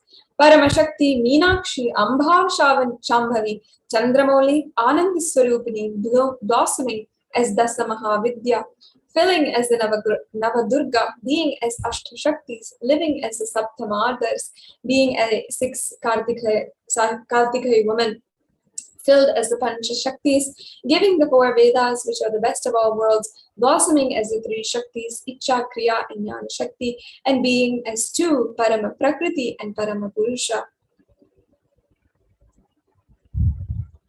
Being as Paramashiva Paramburul, which is beyond these 2, beyond 1 and beyond 2, beyond anything that never existed, beyond any remembrance or forgetting, beyond formless and form.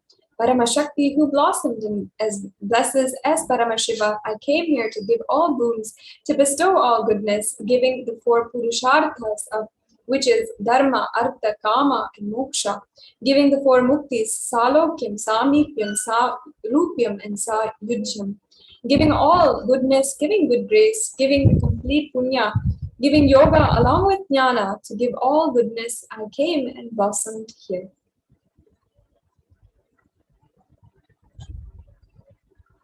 So that was literally Devi Parashakti's amazing description of herself. And Devi Parashakti, in her most overwhelming and most magnanimous form, has come down in order to attend to each and every one of us through the supreme point of Hinduism. She's answering all of our questions, and if you've seen the Devi Parashakti Akashic readings, literally attending to us, attending to every one of our questions patiently, every single time we ask, giving us the boons, giving us the reassurance continuously, and blessing us, taking care of us completely. So how's the best way that we can receive Devi Parashakti? Swamiji beautifully has given us one secret that we can follow in order to receive Devi Parashakti in the best way and help us prepare ourselves. Swamiji says, I wanted to give you one secret. Do the Panchabhuta Yoga whenever you want to ask a question to Devi and receive the answer. On that day, do the Panchabhuta Yoga, means apply on the anthill, only the anthill mud on the body and take bath, not any other chemical. That is the earth element. If you don't know, the Panchabhuta means the 5 elements. So in this Kriya that Swamiji is giving us, this process, it includes all the 5 elements. And Swamiji continues, drink only water, don't eat. Drink anything other than water. When you come for Parashakti Akashic reading, at least for a few hours, 10 hours, prepare yourself and drink only water. The fire in your stomach should be allowed to burn without any food dumped out on it. Pure fire. You can chant the Omkara and intensify it, or Mahavakya or Achapachapa. But pure fire, no food. Pure fire should be encouraged.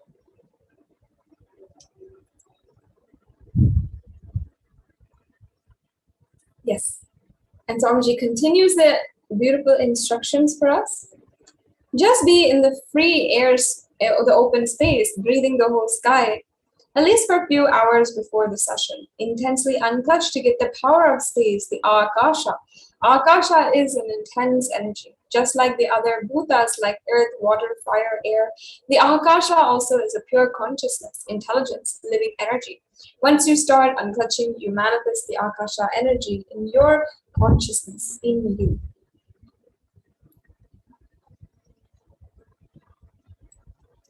So do this Panchabhuta Yoga. Your questions will surely be answered immediately by Parashakti. Intensify the Akashic energy, the Chidambara Akashic space. Do this Panchabhuta Yoga and come to Parashakti's Akashic reading. She will give you the boons you are asking and fulfill your prayers. Panchabhuta Yoga will make you receive this Parashakti's energy, prepare you to receive the energy. So with this, I bless you all. Swamiji beautifully then blesses each and every one of us to be successful with this practice and to receive Devi Parashakti's grace. So now we have understood how we can receive Devi Parashakti and who is Devi Parashakti.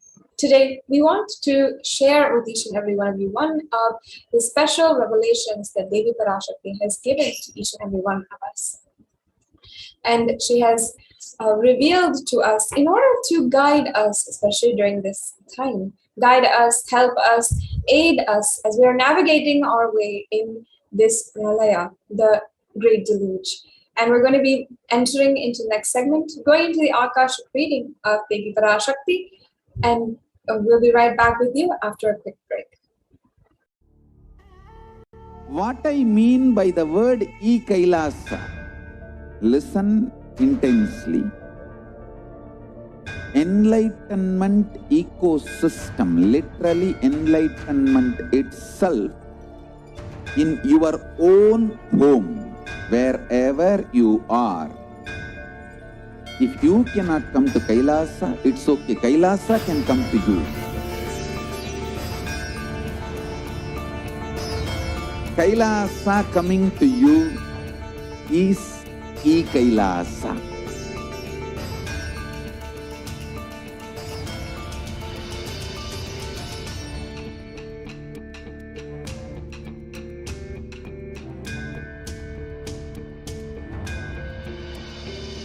I will revive Hinduism. I am a Hindu revivalist, not by any revolution, but by evolution.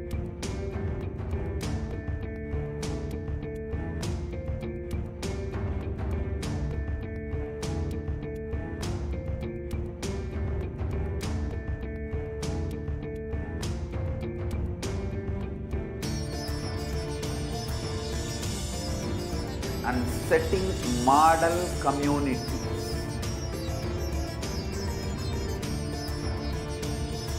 Kailasas, enlightenment ecosystems, Sarvanya Pitas all over the world.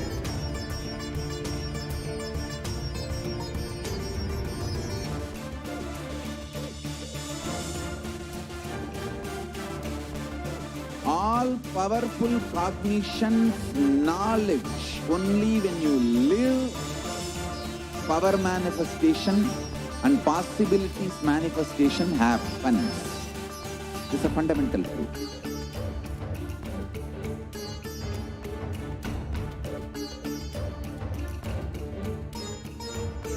Hinduism cannot live exclusively as one sampradaya. No. All sampradayas of Hinduism is an ecosystem.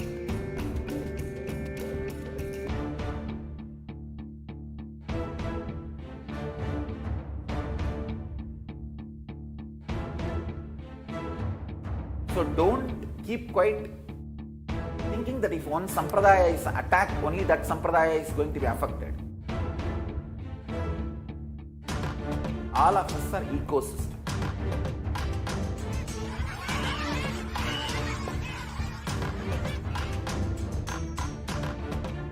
I invite all of you to get involved and enjoy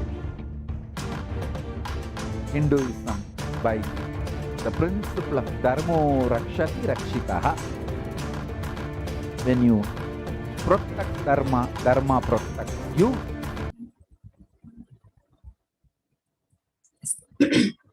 Nithyanandam, welcome back to all the viewers. So now let us enter into the next segment where we're going to be delving into one of the Akashic readings that Devi Parashakti has revealed. Out of his extreme compassion and love, the Supreme Quantum of Hinduism has been manifesting Devi Parashakti herself and gracing us, answering all of our questions, attending to our prayers, giving boons, healing us, revealing our past, present, and future, and delivering profound spiritual truths, ultimately giving us the experience of Paramashivoham itself.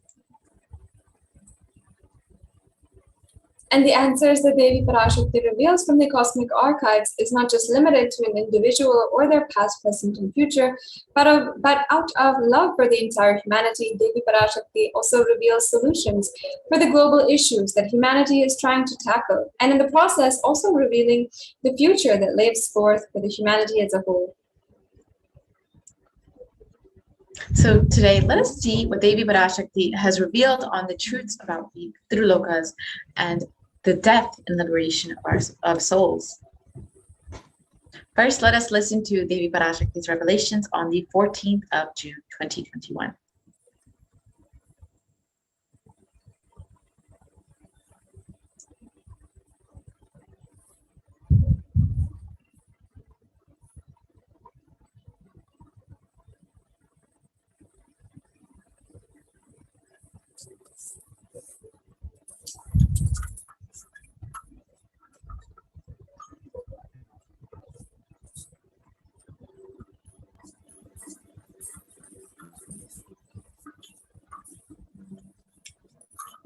Srinivasan. நன்றாய் புரிந்துகொள், உன்மூலம் உலகிற்கு மரணமும் பித்ருலோகமும் பற்றிய ரகசியங்கள் உரைக்கின்றேன்.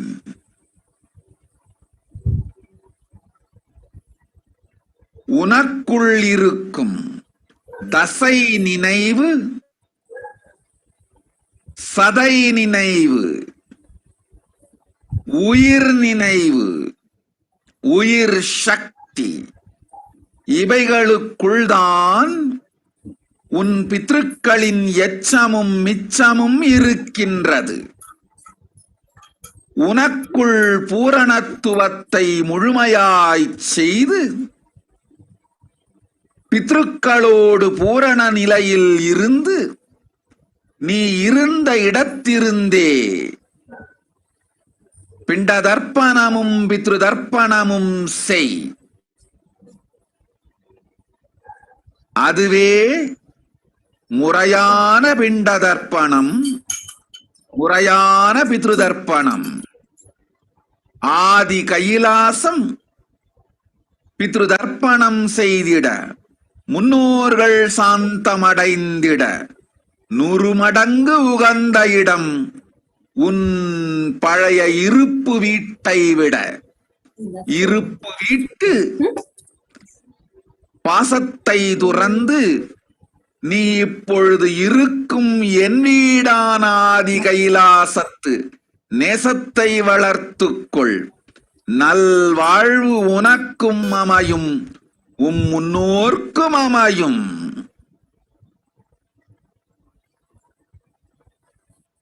உனை மனக்குழப்பத்தில் ஆழ்த்தும் மாமனுக்கு சொல், நித்யானந்தன் வந்துதித்த குலம் முன்னேழு பின்னேழு வடவேழு இடவேழு தலைமுறைக்கும் சாத்தமும் பிண்டமும் தேவையில்லை, அடைந்தனர் முக்தி. நித்யானந்தன் நிஜாவதார சக்தி சாநித்தியத்தினால் கவலையும் இல்லை, துக்கமும் இல்லை. அத்துணை பேர்க்கும் அன்னை பரமசக்தி அளித்தேன் முக்தி. அஞ்ச வேண்டாம். ஓம் ஓம் ஓம்.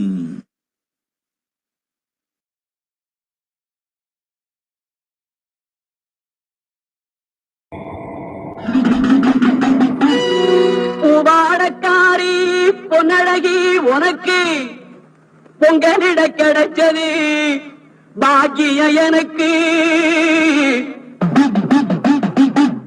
மீன்கார வீடெங்கும் மீன் வாசம் இருக்கும். அடி மீனாட்சி நீ வந்தா நீ வாசம் அடிக்கும். ஆத்தாடி மாரியம்மா சோறு ஆக்கி வச்செம்பாடியம்மா. ஆளாக்கி அரிசிய பாழாக்க வேண்டாம், தின்னு புட்டு போடியம்மா. ஆத்தாடி மாரியம்மா சோறு ஆக்கி வச்செம்பாடியம்மா.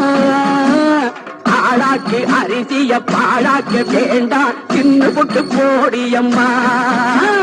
அருணாருணாபரங்கிதாட்சி धृतपाशाङ्कुशपुष्पबाणचापाम् मणिपादिभिरावृताम् मयूखैरहमित्येव विभावते भवानी जायेत् पद्मासनस्थान्. பாட்டெடுத்தேன் தாளமிட்டேன் ஓடி வரல்லே, ஆடி பார்த்து புட்டேன் பிள்ள முகம் தேடி வரல்லே. பாட்டெடுத்தேன் தாளமிட்டேன் ஓடி வரல்லே, ஆடி பார்த்து புட்டேன் பிள்ள முகம் தேடி வரல்லே. பேச்சுப்படி பொங்கல் உன்ன இங்கு வரல்லே, நான் முச்சடக்கி உன்னிடத்தில் அங்கு வருவேன். பேச்சுப்படி பொங்கல் உன்ன இங்கு வரல்லே, நான் முச்சடக்கி உன்னிடத்தில் அங்கு வருவேன். ஆத்தாடி மாரியம்மா சோறு ஆக்கி வச்ச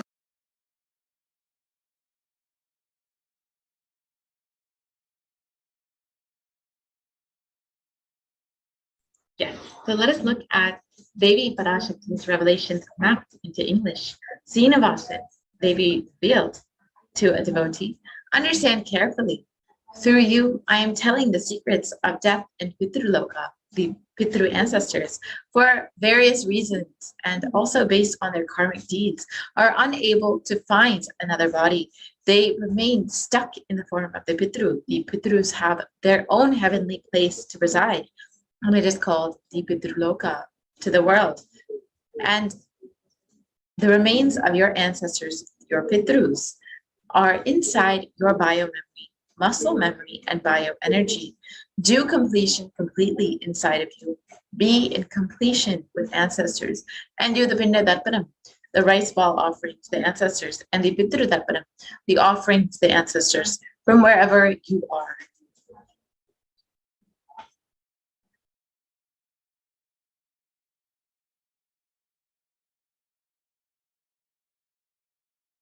Yes, Ma Sadashwami, I think you're muted, Ma.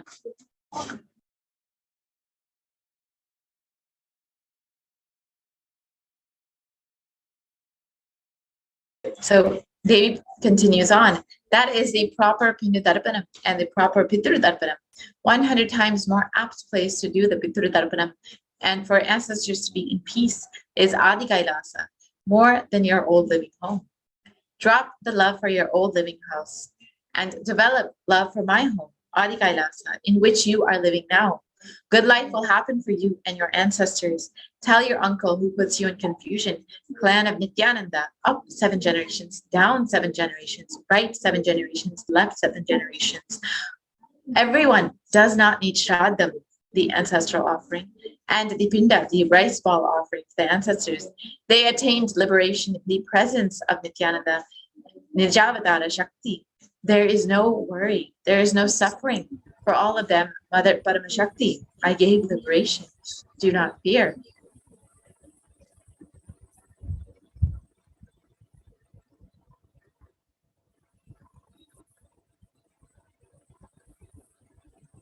Yes. Now, we've just heard Devi Parashakti's revelations on how the remains of our Pitrus are still in our biomemory, our muscle memory, and our bioenergy. So let us understand these terms. What are the definitions? So first, let us understand how each of these are, what these each are and how they affect us.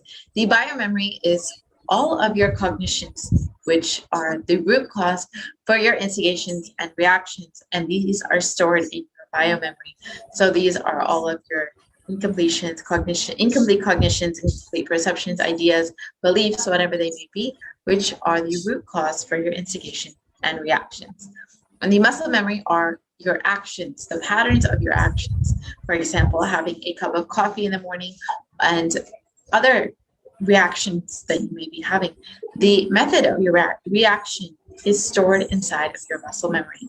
And lastly, the bioenergy. This is the conscious frequency, and this is beyond any incompletions, patterns, or anything.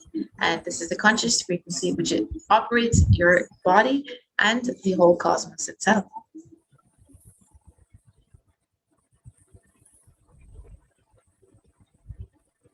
So now let us take a look at some of the scientific findings and studies on how ancestral incompletions cause what is called generational trauma. The global scientific community has done some research, experimentation, not only on how trauma affects us psychologically, but also in our very DNA level, how it's passed on from generation after generation. So let us take a look at some of that. Let's define some terms and learn a little bit more about what the world today has understood about generational trauma.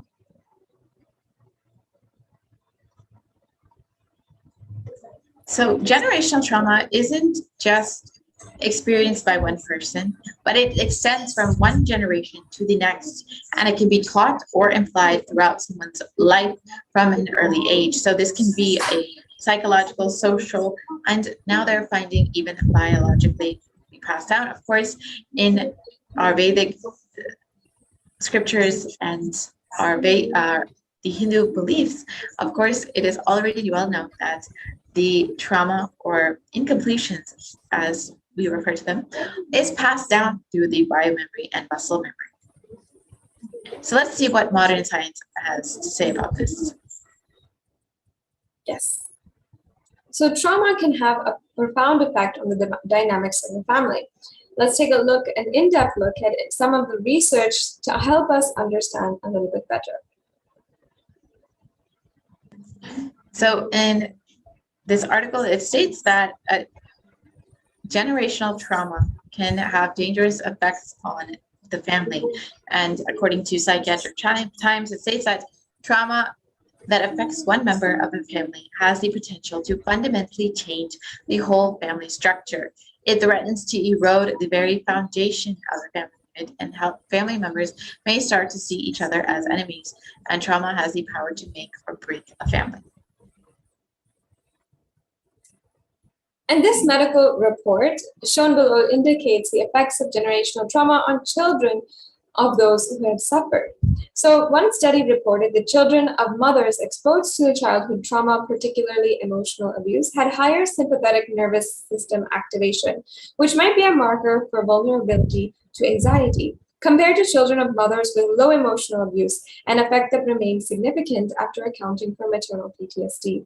The effect of generational trauma should never be downplayed. It's shown here that there is a significant difference between two groups of children who were examined for how their higher sympathetic nervous system activation is reacting and is working, and is showing that the group that had the mothers who had some kind of trauma in their lives or emotional abuse, those children had a higher sympathetic nervous system activation compared to the second group of children whose mothers did not have or suffer from emotional abuse. So this means it does show evidence to the fact that generational trauma does exist. So that if your ancestors, if your grandparents even, and your ancestors before that are suffered and have suffered from some kind of trauma, whether it be emotional abuse, verbal abuse, even physical abuse, everything does have some kind of effect on us as we are living in this day and age. And they might have left their body long time back. They might have passed away many generations and passed away completely for many years before, even before your birth, that somehow that has an effect on us in some way. And these studies, as we are going to see, are also showing the evidence of how this actually works. Yes, and it should be noted here that the trauma is not just passed down from generation to generation, socially or psychologically, but in this study, it's clearly shown that it has even a physiological or biological impact which can be seen in the following generation. So it's not just a psychological or emotional, social issue, but as we've seen in Hinduism, it is actually passed down in a very biomemory and muscle memory. And this study also explains that there is converging evidence that supports the idea that offspring are affected by parental trauma exposure occurring before their birth and possibly even prior to their very conception.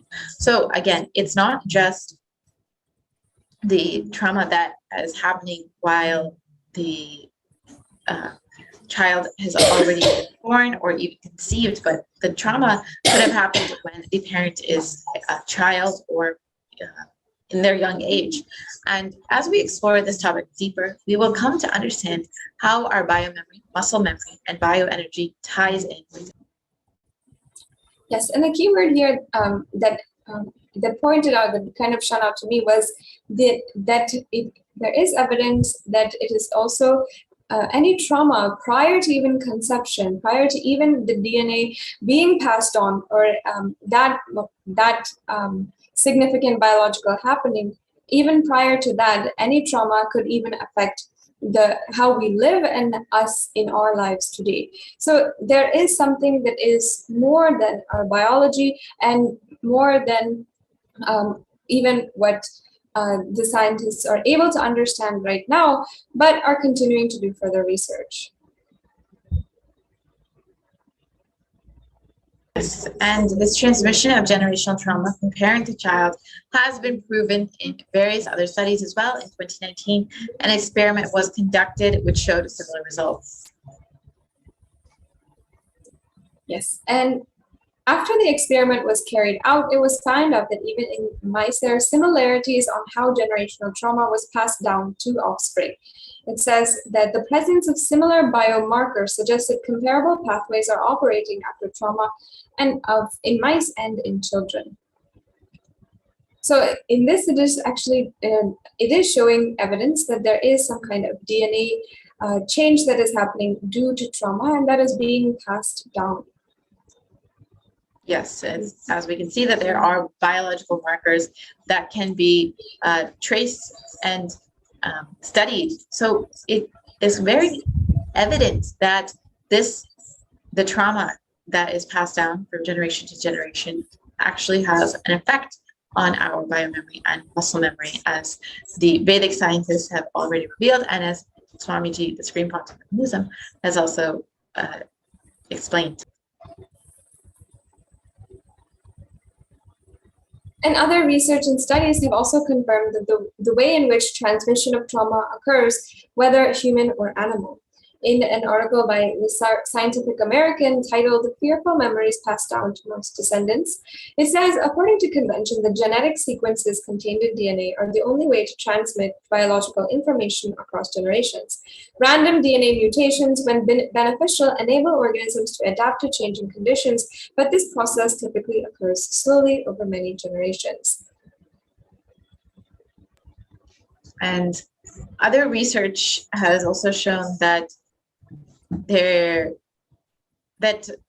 has, according to this research, it states that it has long been recognized that the experience of parents and ancestors influences future generations, and many cultural practices and rituals function to transmit the historical knowledge and experience across generations. So as you can see, it is passed down from through cultural practices or because of social reasons, but according to this research, it can also have an effect on the very genetics, and this research delves a little bit more into the effects of trauma and epigenetics. So it's shown that it can actually affect the very DNA of the body and can be passed down from generation to generation. And again, just to reiterate that it's very well known in Hinduism that incompletions or trauma can actually affect your very muscle memory and biomemory. So have a effect on your very biology, physiology, and not just your psychology. So modern science is also finding this, and has also shown that this can be passed down generation to generation. So what are the solutions that is offered for generational trauma? The most common solution that is offered is therapy, and it's the primary way that people in general tackle generational trauma and trauma in general. So we are seeing a couple of references here of therapy that is offered, and they're saying that the best way to tackle, best way to solve this generational trauma and heal from it is through parent and child therapy, family play therapy, and different kinds of therapy that has been experimented on, that has been they are using in order to address this problem.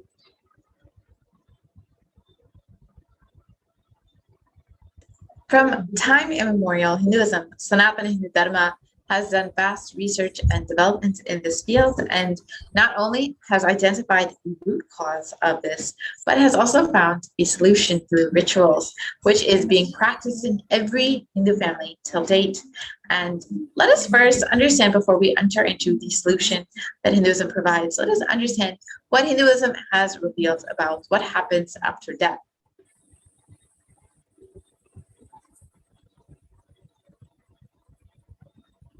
So when a person dies, number one, his soul leaves the physical body. and then it moves to the subtle body, and they call it the Sukshma Sarira. In the Sukshma Sarira, it stays for 3 kshanas. The kshana is the gap between two thoughts. Once again, I'd like to say that. In the Sukshma Sarira, it stays for 3 kshanas, the gap between two thoughts. Yes. And the gap between two thoughts, the kshana, is determined by the space of completion which you have lived with throughout your life, whether you are carrying patterns or the space of completion with you determines the gap between two thoughts. The more space of completion you carry, the longer the gap between two thoughts will be. And when you decide whether you could, so after the soul leaves the body, it can decide whether to take another body or whether to stay without the body, or whether to become enlightened and relax, liberate itself, or whether to take any other type of janma. The soul has the freedom to choose, and the soul is completely relaxed.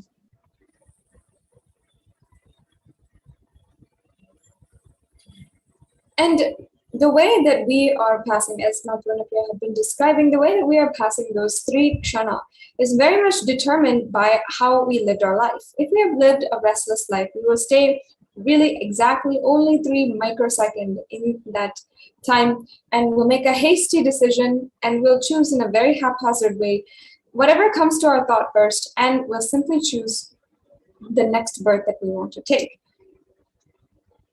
And we'll not have time to deliberate and ensure that we are making the right decisions. If we have lived a peaceful life, we will have time to look into our complete samskara structure. We will be able to see how we lived this whole life. We'll be able to analyze, internalize, see how we have lived, and make the right proper decisions for how we want to live next. If there is karmas that is unfulfilled, we take the right birth to attend to those karmas. For example, choosing the right place, the right time, the right parents, the right ecosystem, all of this comes with understanding in your whole samskara structure, meaning you understand that karmas that are left to be burned inside of you, the karma, the prarabdha karma, which you need to take another birth, and you need to fulfill that prarabdha karma in order to be ultimately liberated. But you need a good amount of time and restfulness and being absolutely peaceful about your life and the perspective of life in order to give yourself that time. Only then we'll be able to decide how we can live in the future in the most proper way. But if we don't have that, if we've lived a very restless life, we will not have that same that 3 kshana will be very short for us. Otherwise, it'll be very long, and we will be able to make the decision that is needed to fulfill our karmas.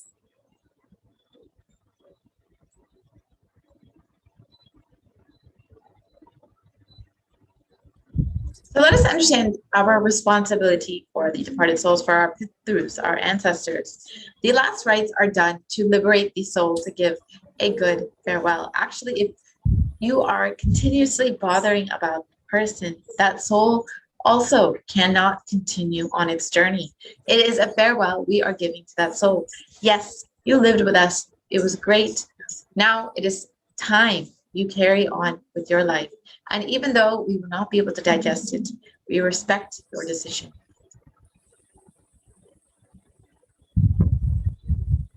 And sometimes ancestors, based on their karmic deeds, may or may not be able to find the next body. When they are not able to find the next body, they remain stuck in the form of Pitru. The Pitrus have their own heavenly place or world to reside in, and that is what is called the Pitru Loka.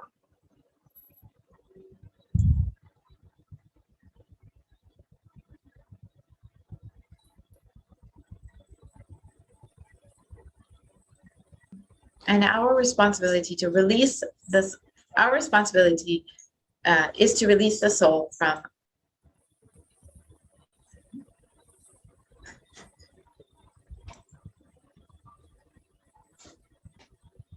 So our responsibility is to release the soul from the bondages, offering libations of water until, fortunately, to the Pitrus, the deceased parents and ancestors, to satisfy and elevate them to the higher spiritual planes is called the Pitru Darpanam. This Pitru Darpanam is done to give a beautiful farewell or to release the soul from the bondages.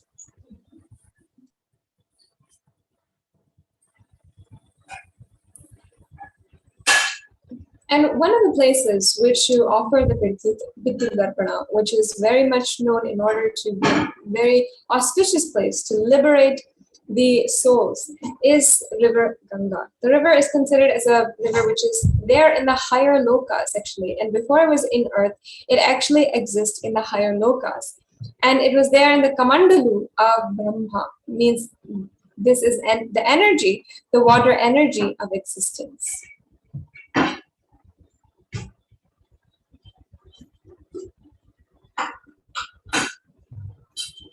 Yes. So now let us look at the importance of doing the Pitru Darpanam as shown by the Apta Pramana, the story of Bhagirath, and how he invoked Mother Ganga for liberation of the Pitrus. There was a king called Bhagiratha, and for some reason his forefathers, his Pitrus, had been stuck in the Pitru Loka, unable to take any body. So all of the forefathers of the king Bhagiratha were living in the Pitruloka, struggling and suffering, and they were not liberated. So they begged King Bhagiratha to help them in some way. And the king decided that he had to do something in order to liberate them.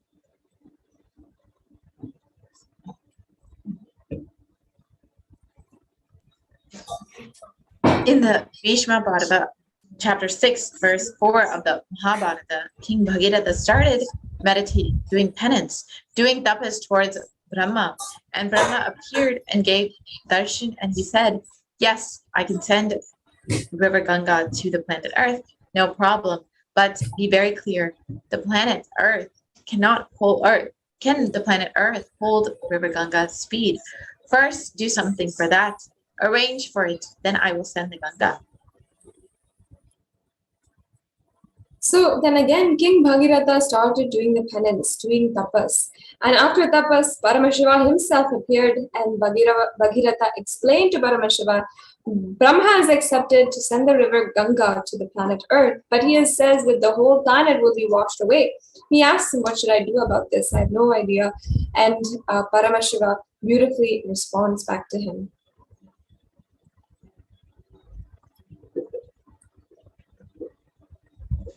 And planet Earth cannot withstand the speed of Ganga. Please do something. You have to protect us. You have to take care of us, requested Bhagiratha to Paramashiva. Then Paramashiva responds, all right, I will take care. Don't worry. Tell Bhagwan Brahma to send river Ganga. I will take care. Then again, King Bhagiratha meditates.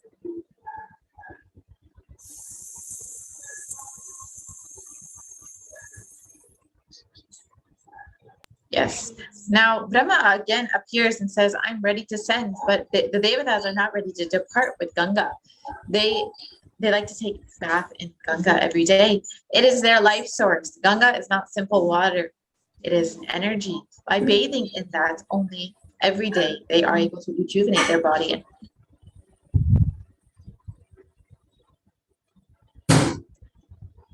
And then King Bhagiratha says, all right, I will arrange for all the facilities for the Devatas to stay in place on earth. Just on the banks of river Ganga, I will create cities where all the gods and goddesses can live and have bath every day and have their regular routine as they have in other lokas, as they have in the Brahma Loka.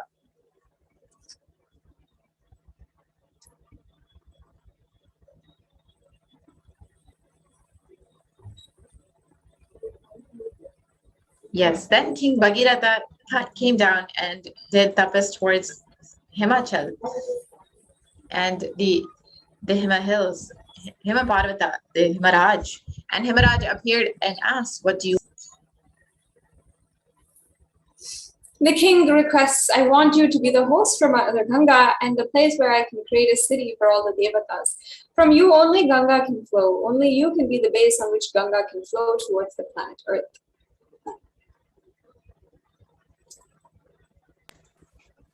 Then King Bhagirath does tapas towards Devi Parvati. Mother appears and says, what do you want? Then King says, Ma, I wanted Ganga to come to the planet Earth. I wanted your father to be a host. How can he host Ganga? And Devi Parvati says, I am she is me. She says, River Ganga is the feminine aspect of me, and I am the mother aspect of her. Then she goes and tells her father Himaraja, host her, and Himaraja accepts.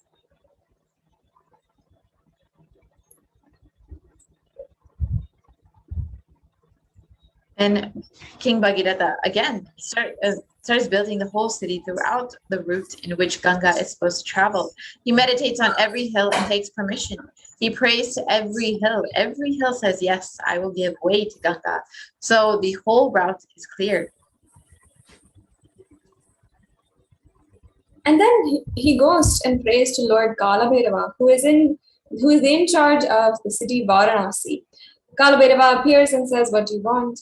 And King Bhagiratha says, please give us a way for Ganga. You should receive Ganga and give us the way.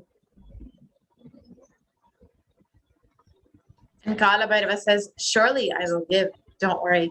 But this is such a holy city. Tell Ganga to take a full pradakshina of the city and go do the pradakshina of the city and go. So that is a full circle around the city. And Ganga accepts that, and Bhagavan Kalabhairava's command and takes the U-turn, means the Uttaravahani. She is called Uttaravahani in Kashi. Suddenly, Lord Brahma comes up with the next trouble, the next problem. And he says, you meditated and perpetuated all of the Devatas except for Lord Vishnu. Only then I can send Ganga. Then the king started meditating towards Lord Vishnu, and Bhagavan Vishnu appeared and asked, what do you want? The king shares, I wanted the Ganga to come to the planet Earth. Unless you agree, unless you give blessings, it will not be possible. So please bless me, he says. Then Bhagavan Vishnu says, all right, I bless you. Ganga will come to the planet Earth, and she will come just out of my feet. Then he says a beautiful one more sentence. Whosoever has realized the Vishnu mind means the universal consciousness, whatever water comes out of their feet will be Ganga. From this word only, the tradition of Pada Puja starts. Pada Puja of enlightened masters started from this tradition. And then now the king again meditates towards Lord Brahma. Bhagavan Brahma appears with all his glory and compassion, blesses Bhagiratha. Then he prays to Ganga Ma, then he does the tapas towards Ganga and invites the Ganga. And Ganga, with all of her compassion, not only compassion, the wild energy, she just comes out of Brahma's Kamandalu with all the power. She straight away started moving towards the planet Earth. The moment she came out of the Kamandalu and started moving towards the planet Earth, all the 14 worlds were shaken. And all the Devatas, all the Rishis, the Munis, simply they escaped from the planet Earth and ran away because they got frightened. The Pralaya is going to happen, means the end of the world is going to come. Such a power, they simply ran away from the world and they escaped. Now Paramashiva beautifully appears and puts his head in between the Ganga. She straight away lands in Paramashiva's head into the matted lock, the jatas. And the next thing, she gets locked in the hair itself. She is blocked.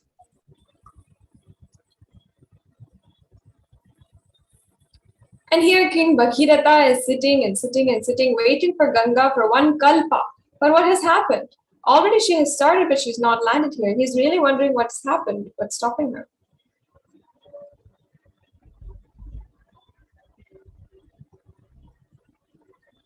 Again, the king meditates towards Paramashiva. Paramashiva appears and says, yes, she's there in my head. What do you want me to do now? And Bhagiratha says, please just send her a little bit. Don't hold the whole thing. Then Paramashiva says, oh, is it so? All right, then just move. And he just moves one hair. He moves one hair and only one hair moves. And from that one hair gap, just Ganga comes out and lands on the Himalayas.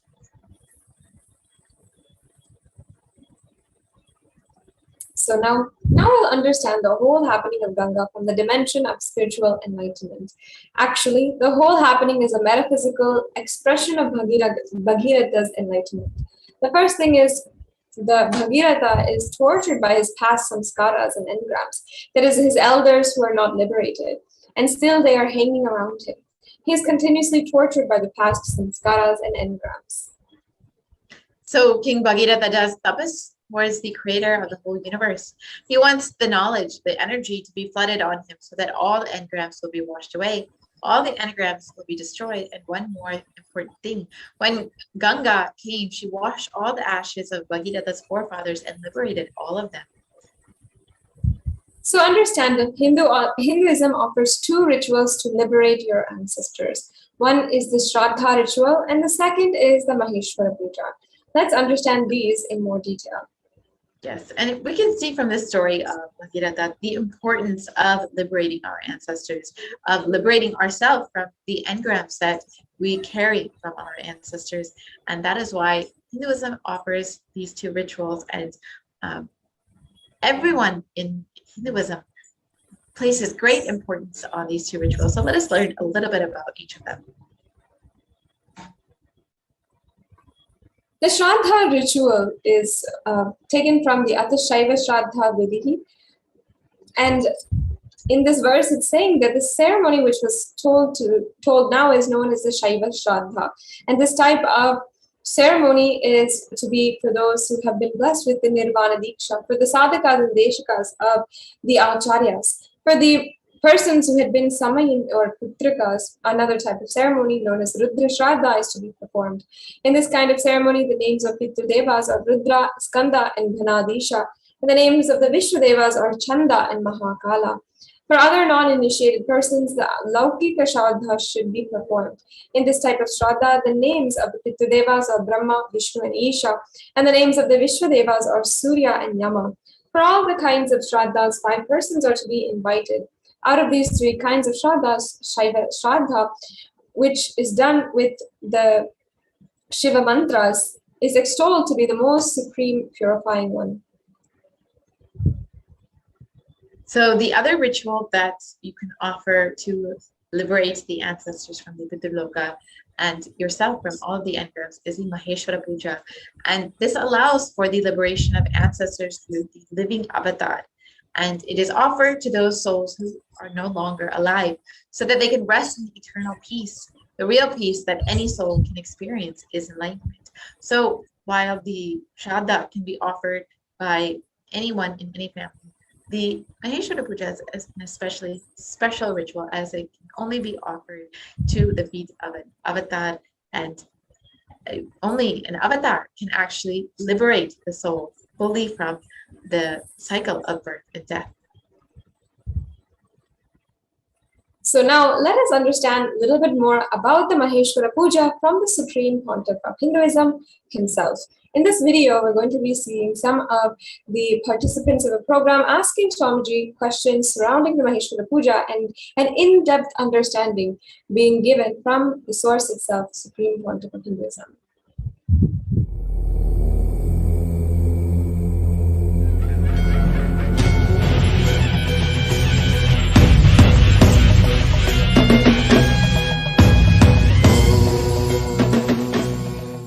Nithyananda.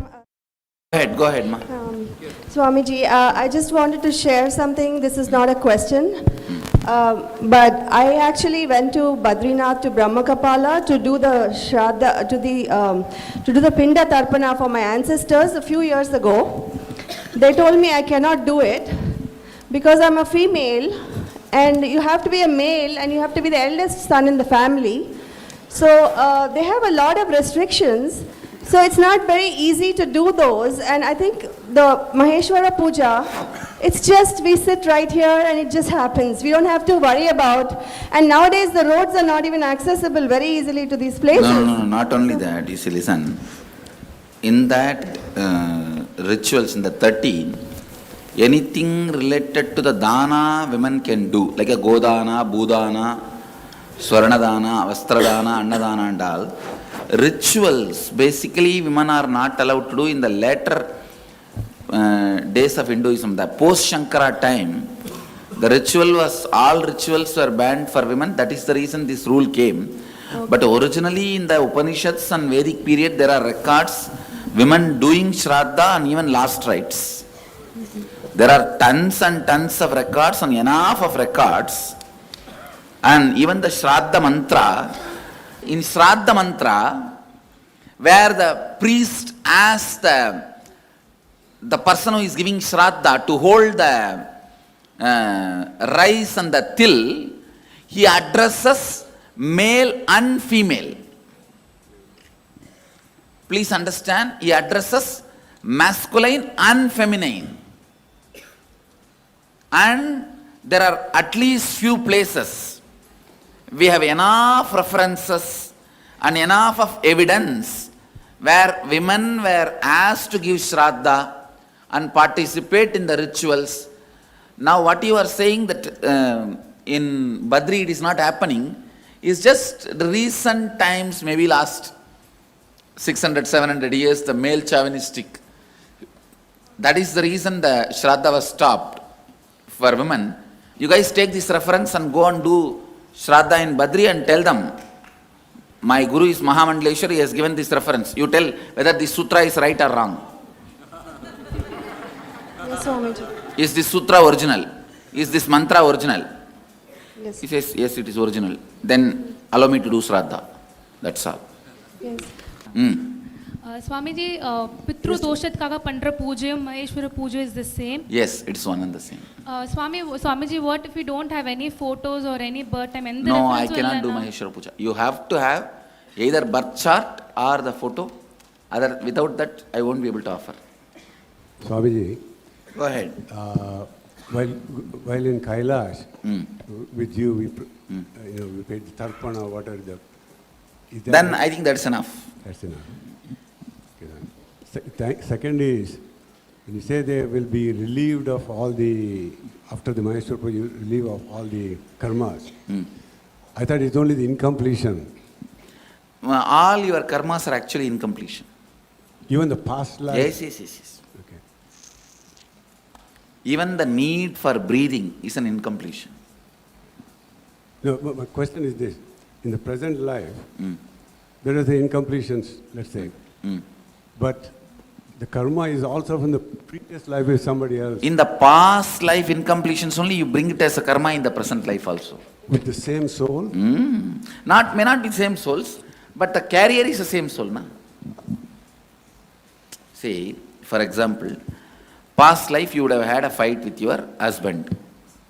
This life you may be having a fight with your wife. But the pattern is same as far as the recording inside as a karma. Right, but it's like my father. I might have incompletions which I took care of in Kailash. That's all, that's enough. Right, but his previous Jalma, what happens to that? I say, when in the Kailash, when we gave Shraddha and all, whatever is other baggage he has, that also will melt down because we have given it in an elaborate way. Don't worry. Thank you, Swamiji. Swamiji, you said 13 days, within 13 days if you do Shraddha, the soul which is born will get released of all the karmas. And suppose he has taken another birth, and within that 13 days if we do the Maheshwara Puja, he will, in another body he will get enlightened and leave the body as well? Or no, he will leave the body and he will not have karma. He will not take another one body, which means enlightenment. Okay, but that life he no, that body which he has taken itself will be dead. Okay. The child will be dead within maybe 4 or 5 days. Even if it's a healthy baby, the moment you have done Maheshwara Puja, so the milk he drank, he will digest for 3 or 4 days, and that's all. How about the incompletion that the parents have towards the... Each soul is an individual soul, and their journey matters. They will have another one kid, that's all. The individual soul's journey is more important than any relationship related thing. That comes as a first priority. Second only this. Swami, ஒரு சின்ன சந்தேகங்க. What happens if the 13 days passes away? If 13 days is passed, I won't be able to liberate that child immediately. The further accumulation of the karma and the incompletions can be reduced. Life will be better without the influence of this load. That's all. But immediately the child cannot be liberated and all. So if something happens, we have to do it within 13 days. Soul will leave the body. It will not take one more birth. I'll cut the U-Haul service. Not only that, even if the road when I am traveling, if a dead body is being taken, that's all. Anything falls into my breathing space, even without knowledge, by accident, means when I am driving, there is an accident in the road and the body is still there, means over. That fellow is liberated. He can't have one more body. Because the U-Haul service will be disconnected. My breathing space is such, all U-Haul service will be disconnected. Means the karma carrying umbilical cord will be disconnected. So that cannot survive in my breathing space. So Swamiji, all the bodies that when we are sitting in Manikarnika Ghat, whole thing is liberated. Whole thing is liberated. Yes. All these fellows are liberated. at least 40-50 were there. More than that. Swamiji, when I was in Hardwar, there was a sadhu who was on the bridge, and I put some money under his coat, or his blanket, and I realized that night that he was dying. So I went back the next day, and I checked on him, and he was almost dead. And when I put the mala, I took off my mala, and I put it on the top of his head. He shuddered, and he died.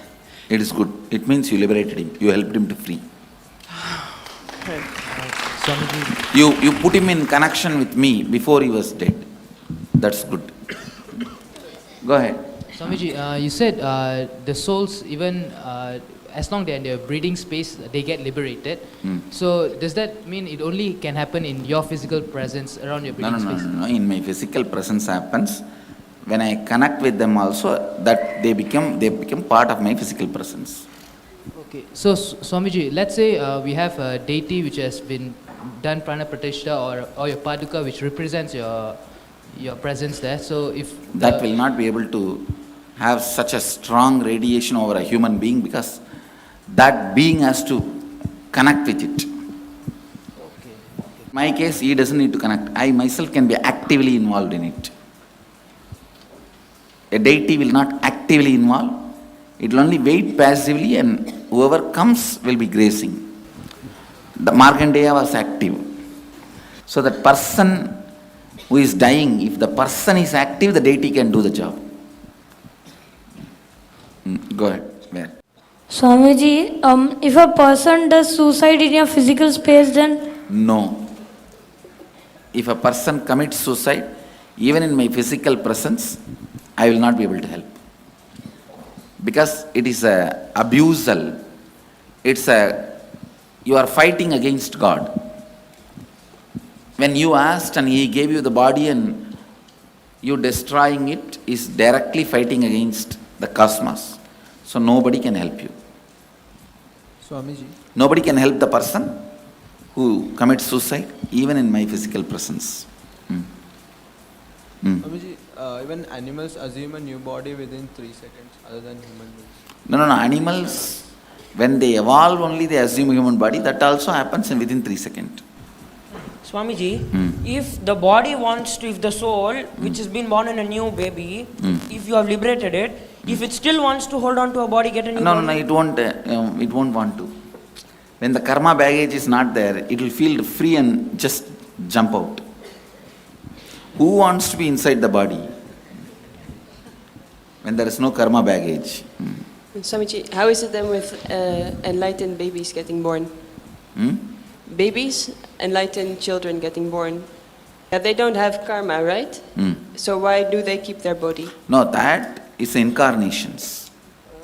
It's not that. Normally all the children are born enlightened. No. They need karma to retain the body. Yes. Swamiji, in the back. Even in our end pregnancy, we bring a possibility for enlightenment more. Babies themselves are not completely enlightened. The possibility for enlightenment is more. And they are brought up in such a way that when they grow up, they will become enlightened. That's not that they are already enlightened when they assume the body. Next. Swamiji, I already done the Maheshwara Puja through Swamiji to my parents. Still, I want to do one more time. Can I do? That is up to you. You can. Thank you. Swamiji here.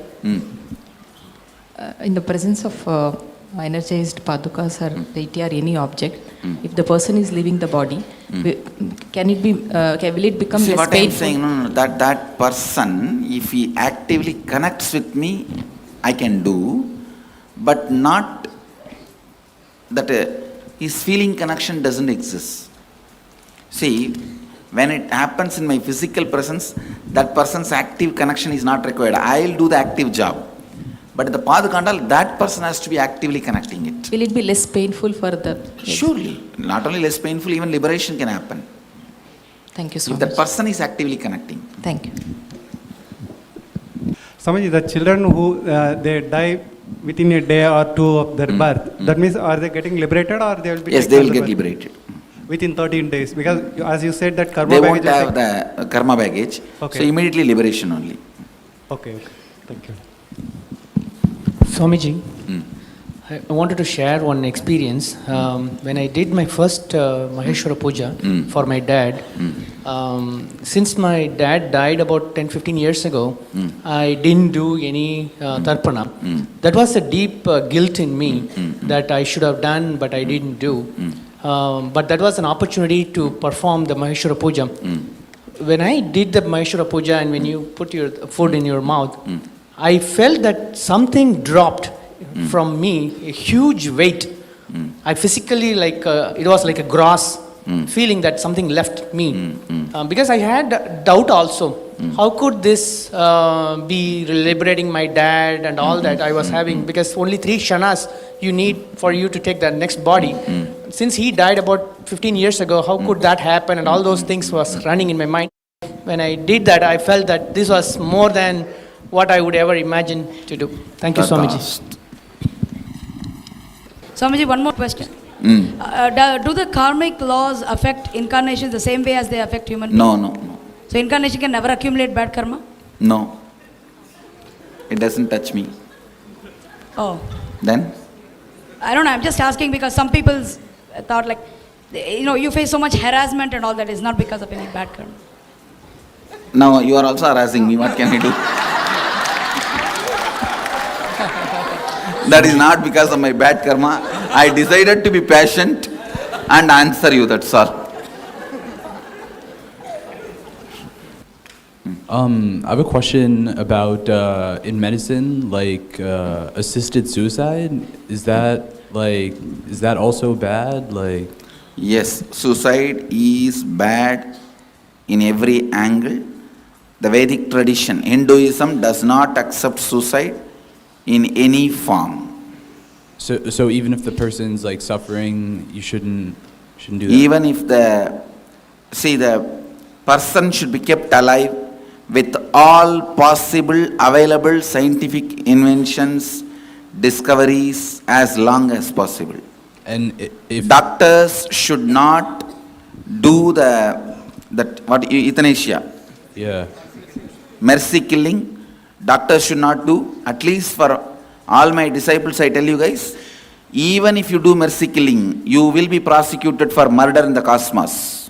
Okay. All right. So never ever do that. Okay. Never ever do that. Yes. All doctors, please do not, never encourage mercy killing, never be part of the mercy killing, don't even be a passive partner in that mercy killing process. Cosmos records it as a murder. So even if your country law accepts, cosmic law doesn't accept, so you step aside. You tell them, my religion does not agree with this.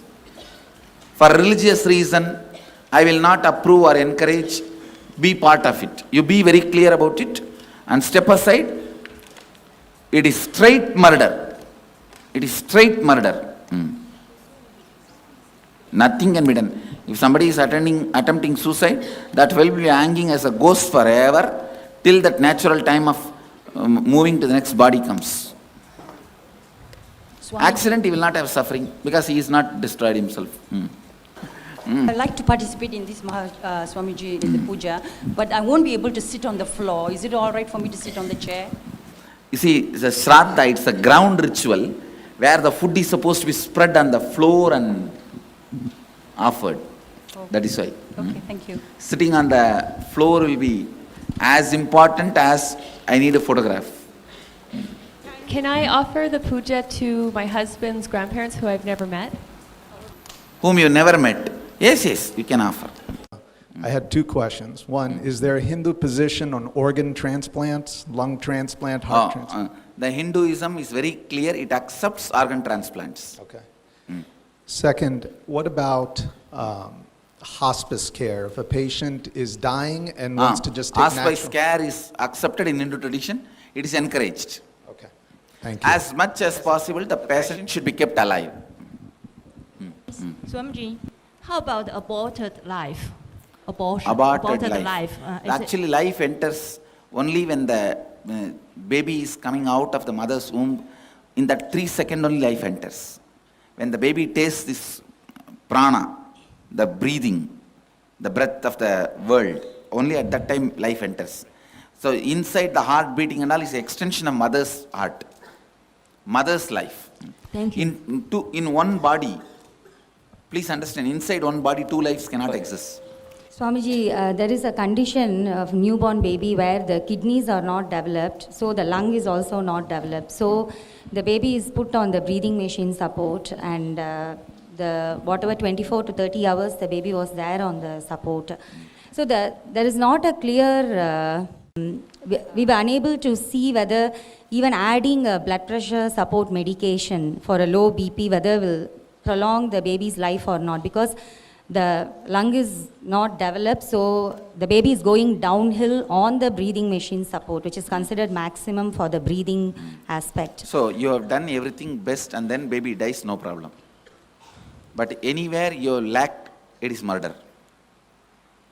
That's all. We were not sure at the time whether even adding the blood pressure support medicine. No, what I am saying, you had certain medical intelligence. With that, honestly, you supported only life. Okay. That's all. Sure. There ends. Swamiji, one more question. The brainstem death which we certify. Even then, the body should be kept as much as possible. Because after the group of specialists certify the brainstem death, they actually withdraw the breathing machine support and all the medications. So, is it considered? Even that should not be done. Okay. Till the heart settles by itself. Okay. Should be supported. So, brainstem death is not considered a natural... No. Okay. It's not death. Okay. Thank you. It's only a type of a karana sharira, the coma, causal coma.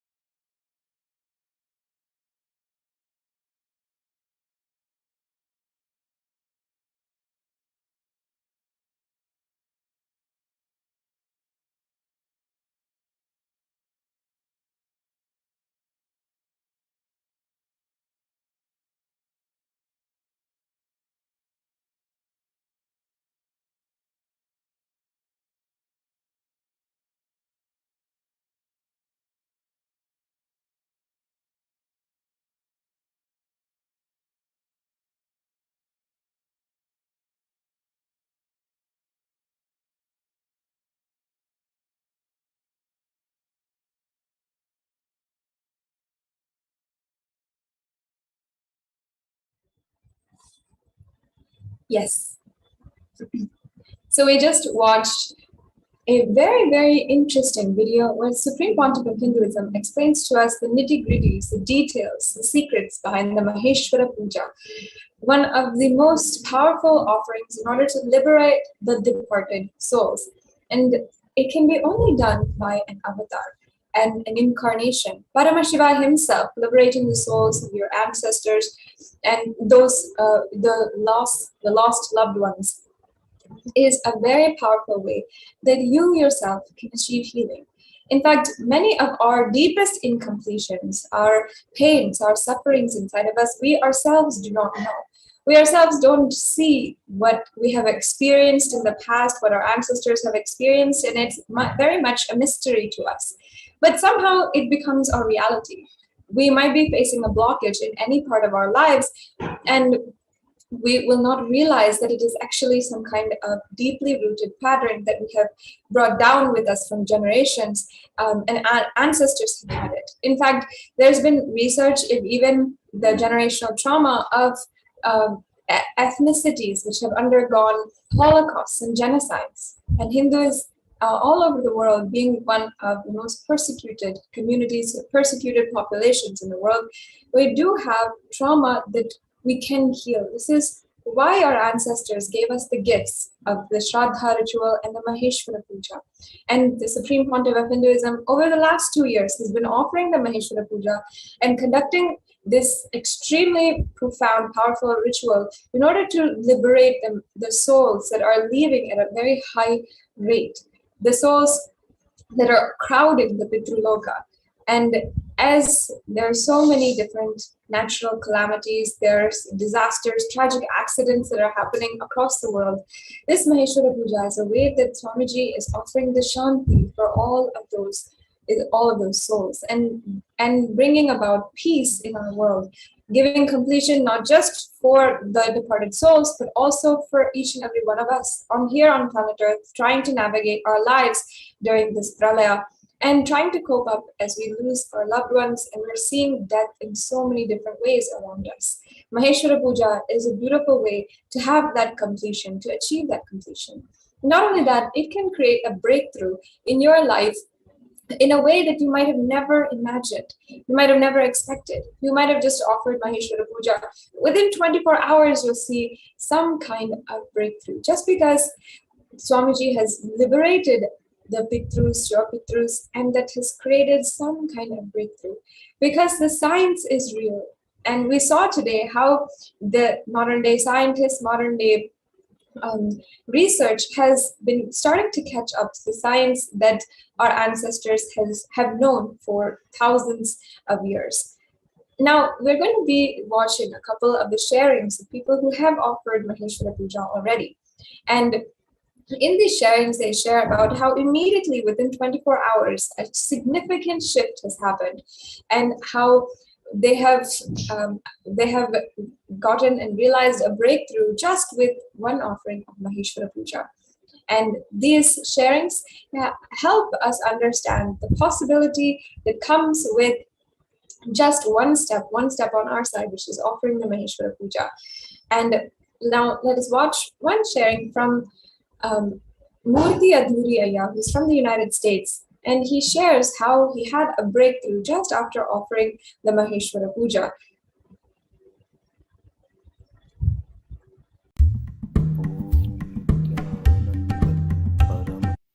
Nithyanandam. I'm grateful for this opportunity to share a few words about Swamiji, about my association with Swamiji. I think back in 2008 or 9, I landed up on a YouTube video of Swamiji, and ever since that time, I think I could not even stop watching the videos because of the effect they had. It just basically opened up worlds of wisdom that is based on Hindu scriptures, and in general, basically, I did have some gurus and some masters alongside my journey, and I think I was looking for answers for several of my growing years. But the moment I saw Swamiji and I got associated to his teachings via YouTube, I think almost that settled a lot of things in me, and I know that I don't need to look for anything else. Then I started being associated with Swamiji in one way or the other, by just being a part of several of the programs, and also meeting him in person. Back in the day, Swamiji used to offer programs that we could actually sit at his feet and learn from the master. So I was exposed to that teachings back in something like 2014 or so. I think I did my first IA as well, and just before that, a few years before that, the several impossibilities started breaking. They made no sense to me, because basically I used to keep some limitations and not attempt anything. And even though I knew that there was some potential in me, I could not have the courage. I could not have the mindset to attempt. The moment Swamiji showed a path in several programs and opened up several energy centers through direct initiation, and also the teachings, I started looking for solutions. First time, I think after IA, I remember that he blessed me with a job, and he said, "Oh, you did not get a job still? Okay, by this date you will get it." And I could not believe that just the day he mentioned, though this job was supposed to happen, it happened just on the day that Swamiji mentioned, and with the highest payment. So back in the day, I was a little bit worried about the money part and all that. So and after that also, I started exploring my other opportunities, which I've kept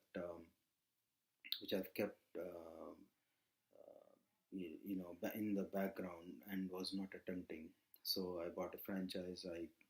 Several things that I wanted to do earlier in my life started opening up, and my relationships and several other areas. I remember in one of the IAs, I actually met with an accident, and Swamiji literally took care of me as a baby for about a few weeks, and I was completely, everyone around me was surprised how I handled it so well. I mean, I said it's not because of me, because I knew that Swamiji was working in the background to handle that. It was one of the spinal injuries, so pretty serious in the normal context, but the way I could come out of it, and I'm absolutely very well functioning in health. And recently I performed Maheshwara Puja, which I've been delaying a lot, and I did not know there are some breakthroughs that I need, that I was looking for.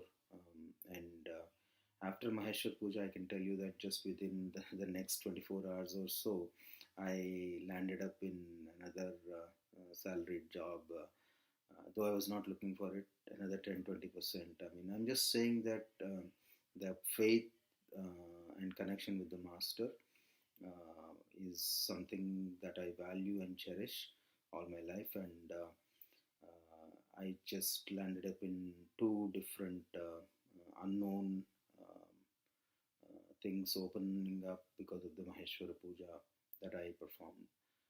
And anytime if I'm also looking for solutions, I pray to him. I talk to him every day at home. I have the Atma Murti, and then I close the door or just talk to him. And also I experience very solutions in the form of his teachings come to me, surface automatically when I just remember him or pray to him for solutions. So thank you, Swamiji Nithyananda.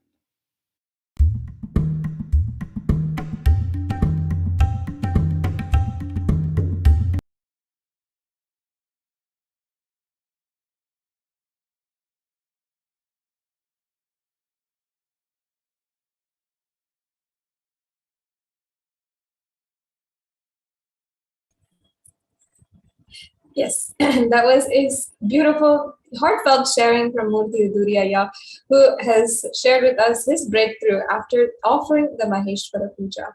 And not only can we achieve breakthroughs in various different layers or aspects of our lives, we will also be able to have more tremendous healing in deeper and deeper layers of us.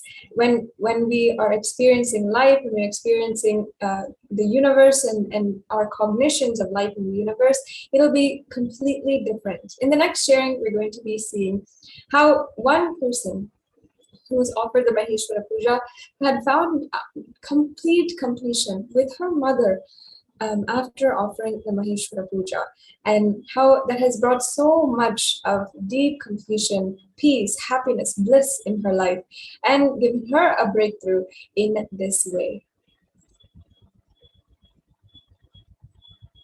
天南当，大家好，我的名字叫梁冰飞，我是 Paramashivoham 课程35期的学员，从第36期开始，一直在课程关怀组做志愿者。我想跟大家分享我在11月4日，做了马哈瓦拉普加为祖先超度的仪式之后的一些感受。在 Paramashivoham 课程中，我学到了根源模式圆满的科学，也做了很多相应的练习。尝试寻找了自己的根源模式。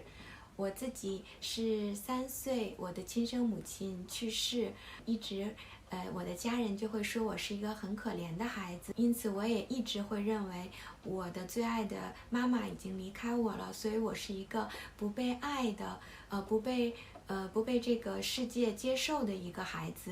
虽然我的家人其他的家人也给了我很多的爱，但是我可能就经常是感受不到，经常会还是觉得很匮乏。在日后的这种生活啊、学习、工作当中，还有自己建立自己的家庭之后，这种模式经常会出来困扰我，经常会要不断的去求关注、求爱的这样的一个人。在这个根源模式的圆满的科学当中呢，去圆满去释放那时候的对妈妈失去妈妈的那种恐惧不安的情绪。几次尝试之后，我也确实感到了内心有很多圆满。在和别人说起这件事的时候，以前我都会经常是掉眼泪嘛，然后之后就发现自己不会哭了。我就认为自己可能是真的是圆满了。我要去准备超度仪式的这个填写资料的时候，我发现呢，我找不到我妈妈的照片了。这个情绪，这个事件出来的时候，我是非常难过的，因为我又有内心的那种无力感。当我想去做一件事情的时候，原来还有这么多事情我做不到。我这么想为我母亲做超度，但是我却找不到她的照片，这种很深的无力感又涌起来了。又发现我原来这个我曾经认为我的这个圆满还没有做，还有很多不圆满。所以我请求斯瓦米吉帮我拿走这个业力，帮我圆满我的这个内心的无力感。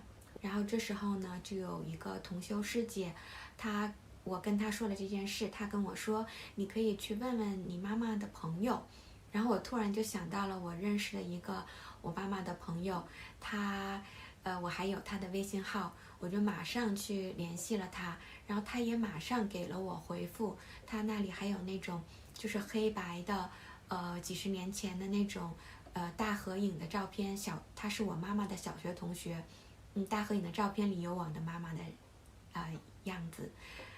我觉得这一切都是上师的安排，他让我知道我还有这样的不圆满，让我愿意去臣服于上师，让他去帮我拿走我的不圆满。同时我也感受到了上师的爱和同修的爱，他们会帮助我圆满我的这些无力感。接下来我想讲一下我在参与完马哈瓦拉普加超度仪式之后的一些感受。在当时仪式的时候呢，我其实是有感觉到有一些能量的进入，我也一直在向上师去请求拿走我这个内心的无力感，圆满我内心的模式。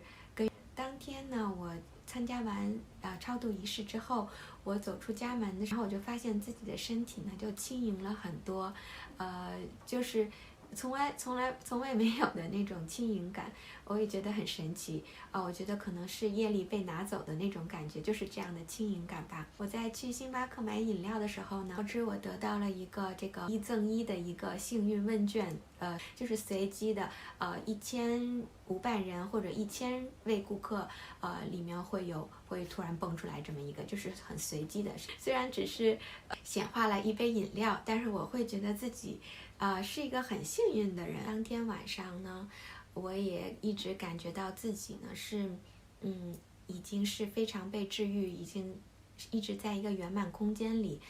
我当时就鼓起勇气跟我先生说起了斯瓦米吉的事情。在此之前，我一直都不敢告诉他我在跟随尼辛亚南达大师学习的事情。因为什么呢？是我觉得我是对自己不够有自信，我怕他认为我是误入邪教啊。每当他问我的时候，虽然我家里也已经摆上了斯瓦米吉的像，但是然后我就会告诉他我在学习瑜伽，这是我的瑜伽老师。我也并没有跟他讲我在具体的还在学什么。但是在超度仪式之后呢，我就突然有一股很大的勇气。我跟他说我在跟随尼辛亚南达上师学习的事情呢，以圆满的空间跟他交流。然后我先生跟我说他觉得这是一件好事。然后我觉得自己这么多天这种就是不安啊、不自信啊，就是自己的幻象。我其实没有必要这么纠结在自己的这些内心不自信上面。通过跟我先生的这个交流呢，我也突然感到自己的这个内在空间有了很大的扩张。我曾经呢也认为我有一份全职的工作，然后还要参与志愿者的工作，然后还有自己的家庭，还有孩子要照顾啊。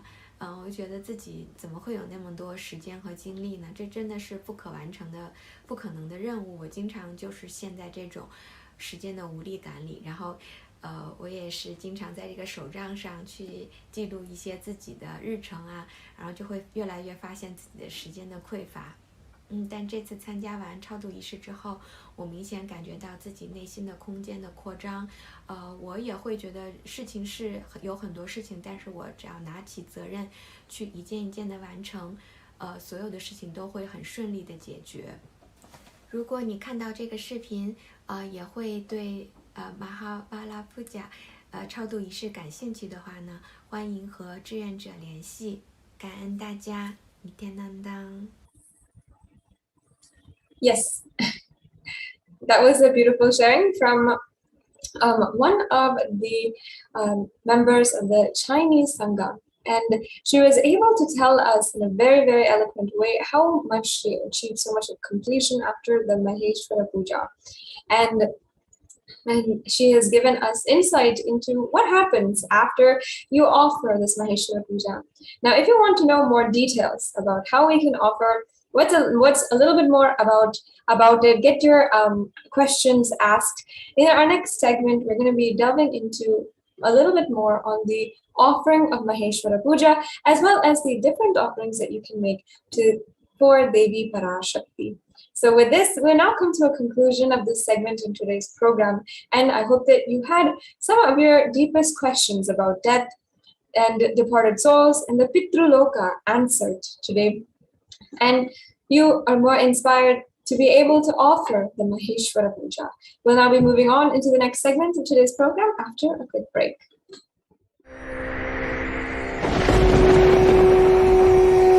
The ultimate divine, the sons in human body and expresses its extraordinary powers and experiences playfully.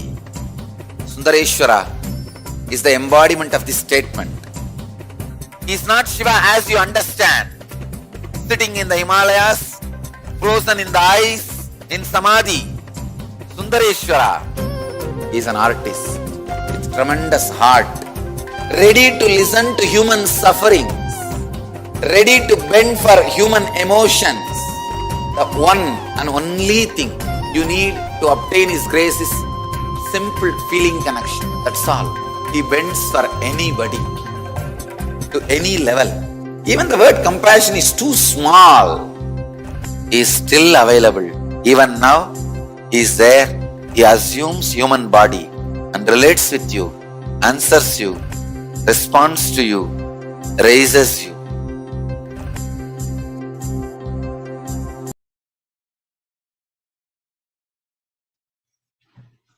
Nithyananda, and welcome back to this segment where we'll be learning about the various offerings, and also we were learning about the Maheshwara Puja. You can we'll be sharing about how you can register for the Maheshwara Puja.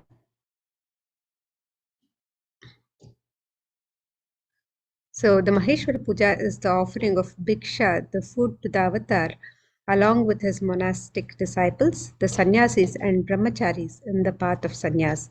And in this puja, the sannyasis are treated as Lord Paramashiva himself and are offered the bhiksha and fed. And in all of the Kailasas worldwide, the Maheshwara Puja is offered twice a month, on the full moon and the new moon of every month, that is the Paunami and the Amavasya.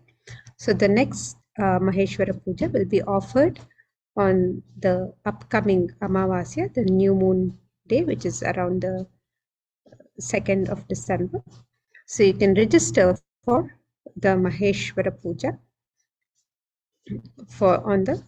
which will be offered on the Amavasya.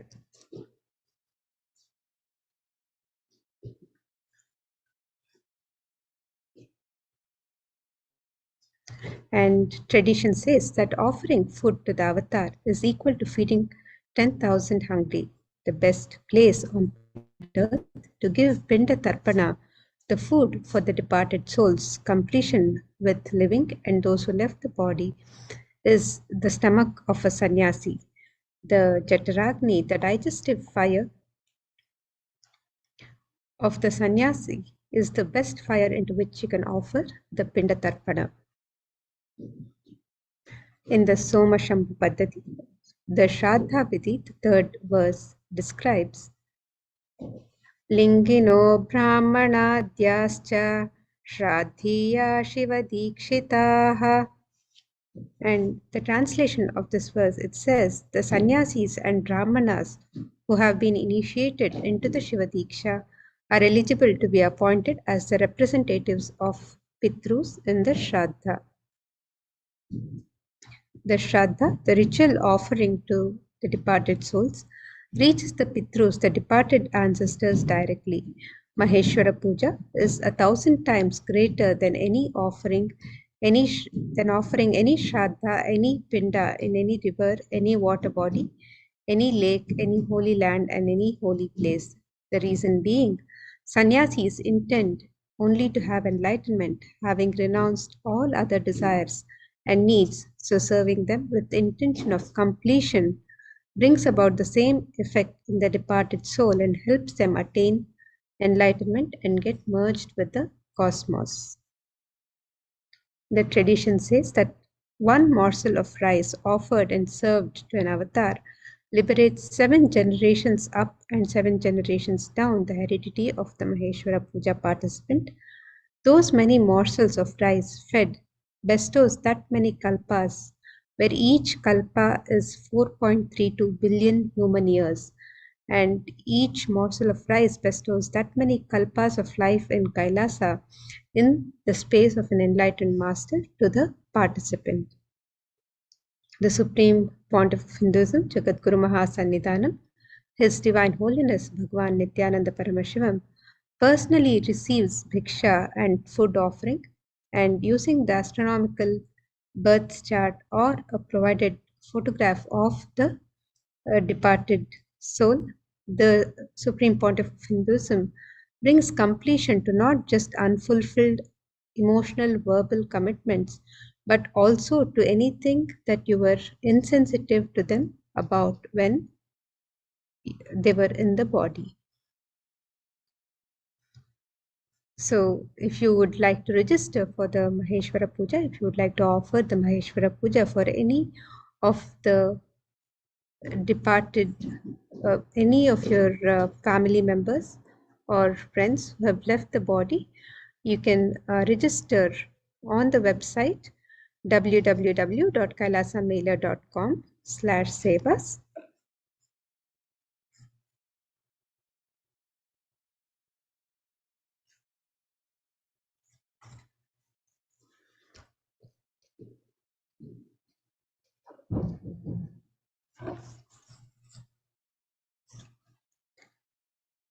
So here we have the website www.kailasamailer.com/sevas, and you can register on this website if you scroll down where we have the upcoming sevas. You can register on the links provided. If you'd like to submit an intention to offer Maheshwara Puja, and if you'd like us to contact you with more information, you can fill out the form on step 1. If you would like to fill out the details for the offerings, you can fill out the offerings, you can register for the offerings on the link on step 2, where you can register with all of the details for the departed ancestors, family members to whom you would like to offer, for whom you would like to offer the puja. And in step 3, you can fill out the sankalpa details, the details of the names of the family members for whom you're offering the puja, and upload their pictures and or the birth charts, the astronomical birth charts as per the Vedic calendar. You can either upload a picture or the birth chart on the form on step 4. So you can register on the link on step 2 and fill out the forms on step 3 and step 4 if you'd like to offer the Maheshwara Puja for any of your family members or friends who are no longer in the body. And every Paurnami and Amavasya, every new moon and full moon, Kailasas worldwide participate in this sacred ritual of the Maheshwara Puja, which is the offering of the ritual for the departed souls, for completion with the departed souls. And with this, now we'll be moving into the next segment, where we'll be looking at the various offerings of gratitude to Devi Parashakti, the various offerings we can offer to Devi Parashakti as we receive the darshan and blessings of Devi Parashakti today.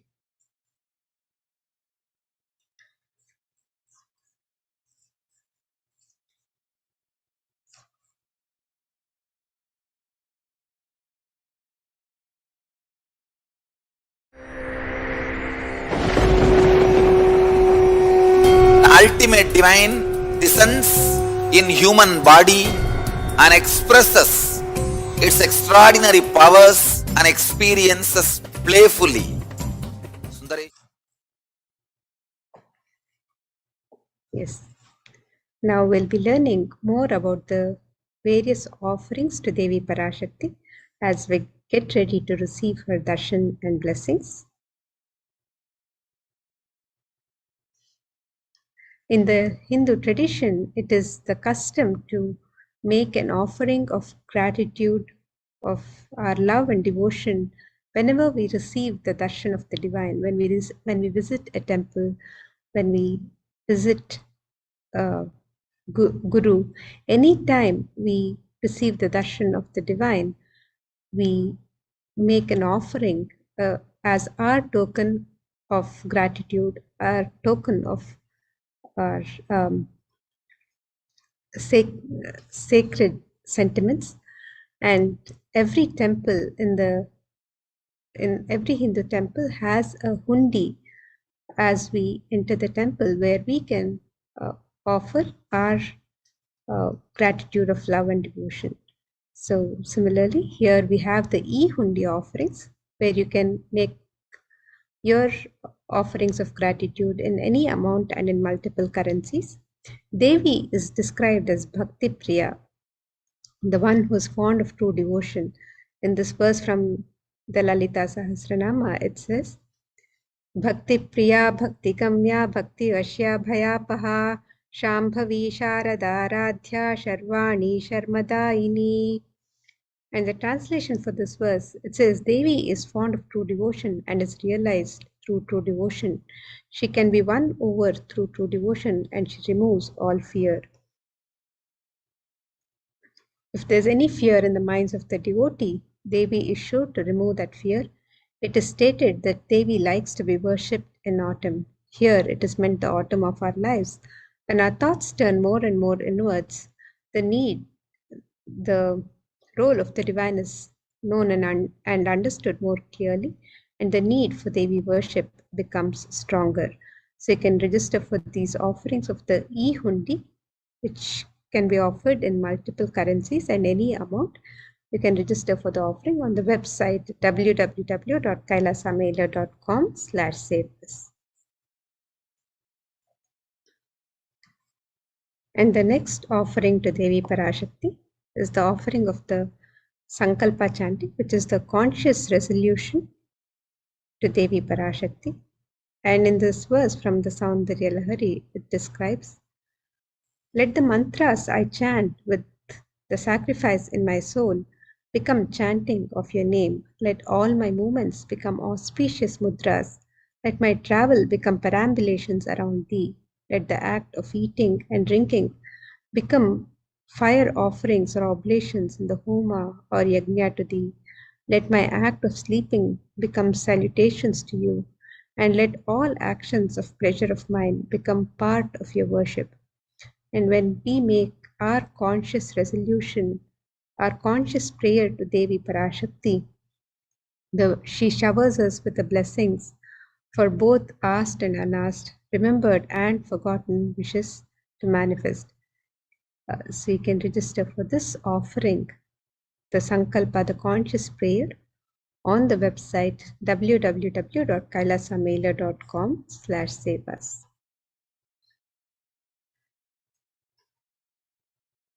And the next offering to Devi Parashakti is the offering of the Devi Sahasranama Swarnakasu, which is the offering of the pure gold coin, each coin inscribed with one of the 1008 sacred names of Devi Parashakti. And when we make this offering of the Devi Sahasranama Swarnakasu, where each coin is inscribed with one of the 1008 powerful names of Devi Parashakti, we are also blessed to manifest and awaken the very same divine, feminine, conscious attributes and powers of Devi Parashakti within us. So you can make this offering of the Devi Sahasranama Swarnakasu, the pure gold coin, each coin inscribed with one of the 1008 sacred names of Devi Parashakti. You can make this offering on the website www.kailasamela.com/sevas in 3 different denominations and any number of coins as you wish to offer. And the next offering to Devi Parashakti is the offering of the Mukta Anguti, which is the gold finger ring embedded with pearl. And in the Devi Suktam, it is described, let the goddess who brings good fortune, who is praised by the gods, who is served by Devendra, who is praised by Devas who are troubled by the Asuras, who is praised and remembered as devotion to her solves all, who is the source of all good in the world, let that goddess destroy all obstacles. And Devi is described as the one who is worshipped even by the Devas and Devendra himself, and that just the simple devotion to her removes all obstacles. So you can make this offering of the Mukta Anguti, the gold fingering embedded with pearl, as your token of gratitude and love to Devi Parashakti, and receive the blessings for protection from all dangers and fears. You can register for this offering on the website www.kailasamela.com/savas.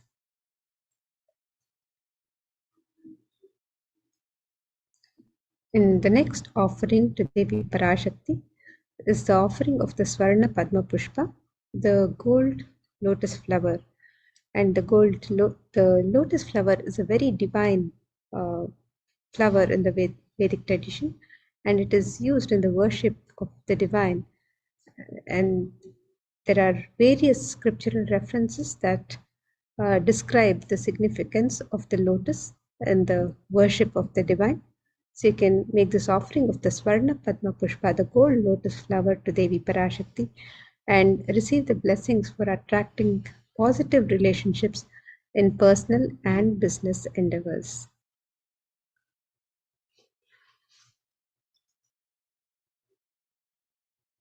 The next offering to Devi Parashakti is the offering of the Swarna Metti, which is the gold touring to adorn the sacred lotus feet of Devi Parashakti.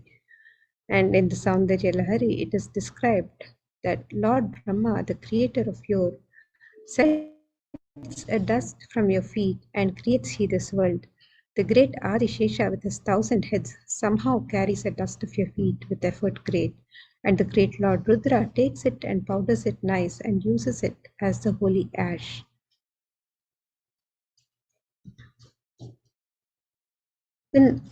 Even the worship of a tiny grain of dust from the sacred lotus feet of Devi Parashakti is said to bestow the ultimate grace and blessings on the devotee, and she is worshipped even by Brahma, Vishnu, and Rudra themselves.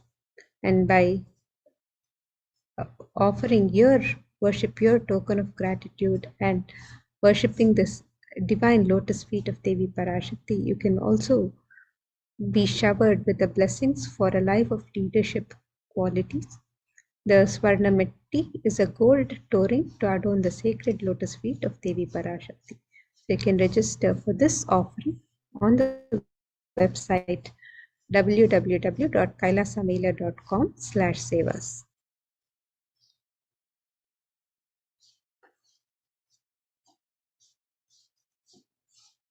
The next offering to Devi Parashakti is the offering of the Swarna Mangtika, which is the gold hairline jewelry that adorns the crown, the Sahasrara of Devi Parashakti.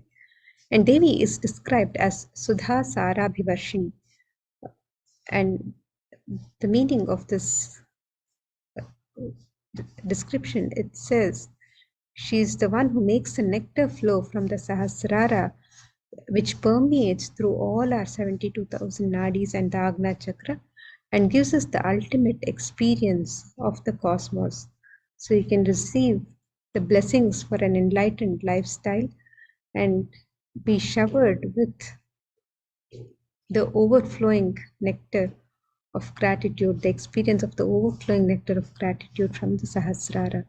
You can register for this offering of the Swarna Mangtika, the gold hairline jewelry, on the website www.kailasamela.com/savas, and you can make this offering to Devi Parashakti as your expression of love and devotion.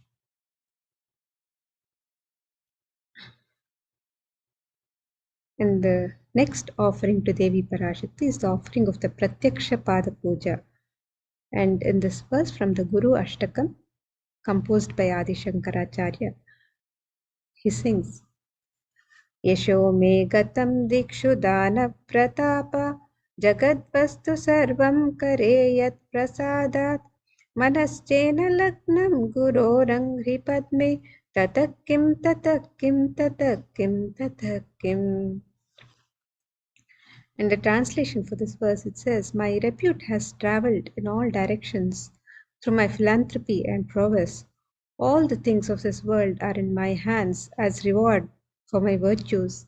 Yet, if one's mind be not centered upon the lotus feet of the Guru, what then, what then, what then? In this composition of 8 verses, Adi Shankaracharya so beautifully describes the glory of worshipping the Guru's feet, and Paramashiva himself describes this sacred, the glory of Guru in the Guru Gita, where he describes the glory of Guru to Devi Parashakti. And the Pratyaksha Pada Puja is one of the most sacred ritualistic offerings of gratitude from disciple to Guru. And you can register for this offering on the website www.kailasamela.com/sevas. And now when you register for the Pratyaksha Pada Puja, you will have the opportunity to make this very special offering on the most auspicious occasion of the Avatara Dinotsava, the day of the happening of the Avatar, which is the 28th of December, the Avatara Jayanti, the birth star celebrations of the Advent, the day of the Advent of the Avatar. So we are celebrating the Nithyananda Paramashivam, which is a 21-day celebrations of the Avatara Jayanti, and on the 28th of December, which is the day of the happening of the Avatar this year, you will be able to offer the Pratyaksha Pada Puja in the very presence of the Avatar. So you can register for this offering, this most sacred offering, and have the opportunity, be blessed with the opportunity to offer it on the day of the happening of the Avatar himself. You can register for this offering on the website www.kailasamela.com/sevas.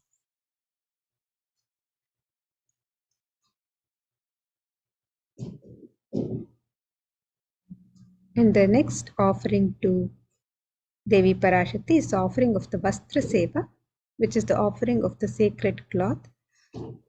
And this is an offering that is made in conjunction with the Pratyaksha Pada Puja.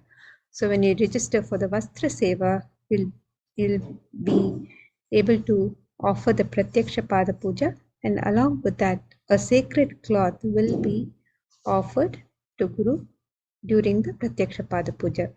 So you can register for the Vastra Seva and be blessed to be able to offer the Pratyaksha Pada Puja on the day of the happening of the Avatar. So again, on the 28th of December, we have the birth star celebrations of the Avatar, and you can register for this Seva, the Vastra Seva, and offer the Pratyaksha Pada Puja and Vastra Seva on the day of the Avatara Jayanti, the Avatara Brahmotsava, the Nithyananda Brahmotsavam, and the Avatara Jayanti that we are celebrating at this time.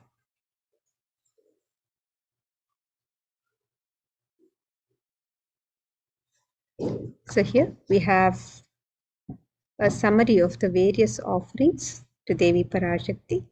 The e-hundi can be offered in any amount and in multiple currencies. The Sankalpa, the conscious resolution, you can register for this offering on the website www.kailasamela.com/sevas. The Devi Sahasranama Swarnakasu is the offering of the pure gold coin, each coin inscribed with one of the 1008 sacred names of Devi Parashakti, and you can make this offering in 3 different denominations and any number of coins as you wish to offer. The Mukta Anguti is the gold finger ring embedded with pearl, and you can register for this offering in 3 different sizes. The Swarna Padma Pushpa is the gold lotus flower, and you can make this offering in 3 different sizes. The Swarna Metti is the gold toe ring to adorn the sacred lotus feet of Devi Parashakti, The Swarna Mangtika is the gold hairline jewelry representing the overflowing nectar from the Sahasrara.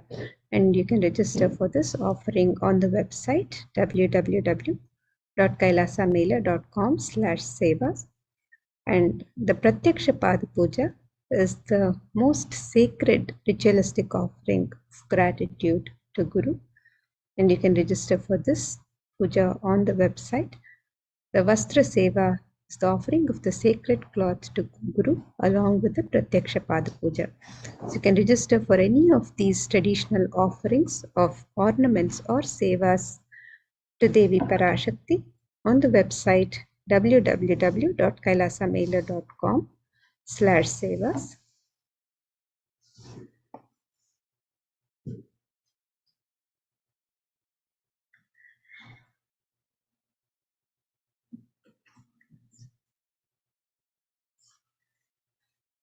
So here we have the website www.kailasamela.com/sevas, where you can register for any of the traditional offerings of ornaments or sevas to Devi Parashakti. And if you'd like to make an intention to make an offering today, you can fill out the form on step 1 and receive the blessings of Devi Parashakti to manifest your intention into reality. And if you're ready to make your offering to Devi Parashakti, you can make your offerings on the links on step 2. You can make the e-hundi offerings in multiple currencies: the US dollar, the Australian dollar, New Zealand dollar, Canadian dollar, Euro, the Indian rupees, the Singaporean dollar, the Malaysian ringgit, the Great Britain pound, and the Chinese yen. And you can make this offering in any amount of your choice. The various ornaments and sevas to Devi Parashakti, you can register on this link, where you can make the offering of the Sankalpa chanting, the Devi Sahasranama Swarnakasa, which is the pure gold coin inscribed with one of the 1008 sacred names of Devi Parashakti, the Mukta Anguti, the gold finger ring with pearl, you can offer in 3 different sizes. The Swarna Padma Pushpa, the gold lotus flower, you can make this offering in 3 different sizes. The Swarna Metti, the gold toe ring to adorn the sacred lotus feet of Devi Parashakti, you can make this offering. The Swarna Mangtika is the gold hairline jewelry representing the overflowing nectar from the Sahasrara. And the Pratyaksha Pada Puja and the Vastra Seva, the most sacred ritualistic offerings of gratitude to Guru. You can register for all of these traditional offerings of ornaments and sevas to Devi Parashakti on the website www.kailasamela.com/sevas. And on this same website, you can also find out more about the upcoming celebrations of the Nithyanandotsava, where we are celebrating 21 days of the happening of the avatar. It is the 45th Jayanti, the 45th Nithyanandotsava Brahmotsavam, where we are celebrating 21 days of the happening of the avatar. So you can find out more about these celebrations on the website www.kailasamela.com/sevas. And on the 28th of December, we are celebrating the day of the advent of the avatar, the Avatara Jayanti. So you can register for various celebrations, sevas and rituals on this day and during the Brahmotsavam, during the 21 days of celebrations. You can register for any of the rituals happening during these 21 days on the website www.kailasamela.com/sevas. You can click on the link to learn more and find out more about the celebrations and register for any of the offerings and rituals that you would like to participate. With this, now we come to the conclusion of this segment, and we will be moving to the next segment, which is the satsang from the Supreme Pontiff of Hinduism himself. So you can continue to be tuned, and please stay tuned, and we'll be moving to the satsang by the Supreme Pontiff of Hinduism. Now we'll be concluding this segment with the Purna Mantra. Om Purnamada Purnamidam Purnat Purnamudachyate Purnasya Purnamadaya Purnamevavashishyate. Om Shanti Shanti Shanti Harihi Om Tat Sat. Sarvam Bhagavat Shri Nithyananda Paramashiva Padukarpanamastu. Om Nithyanandam.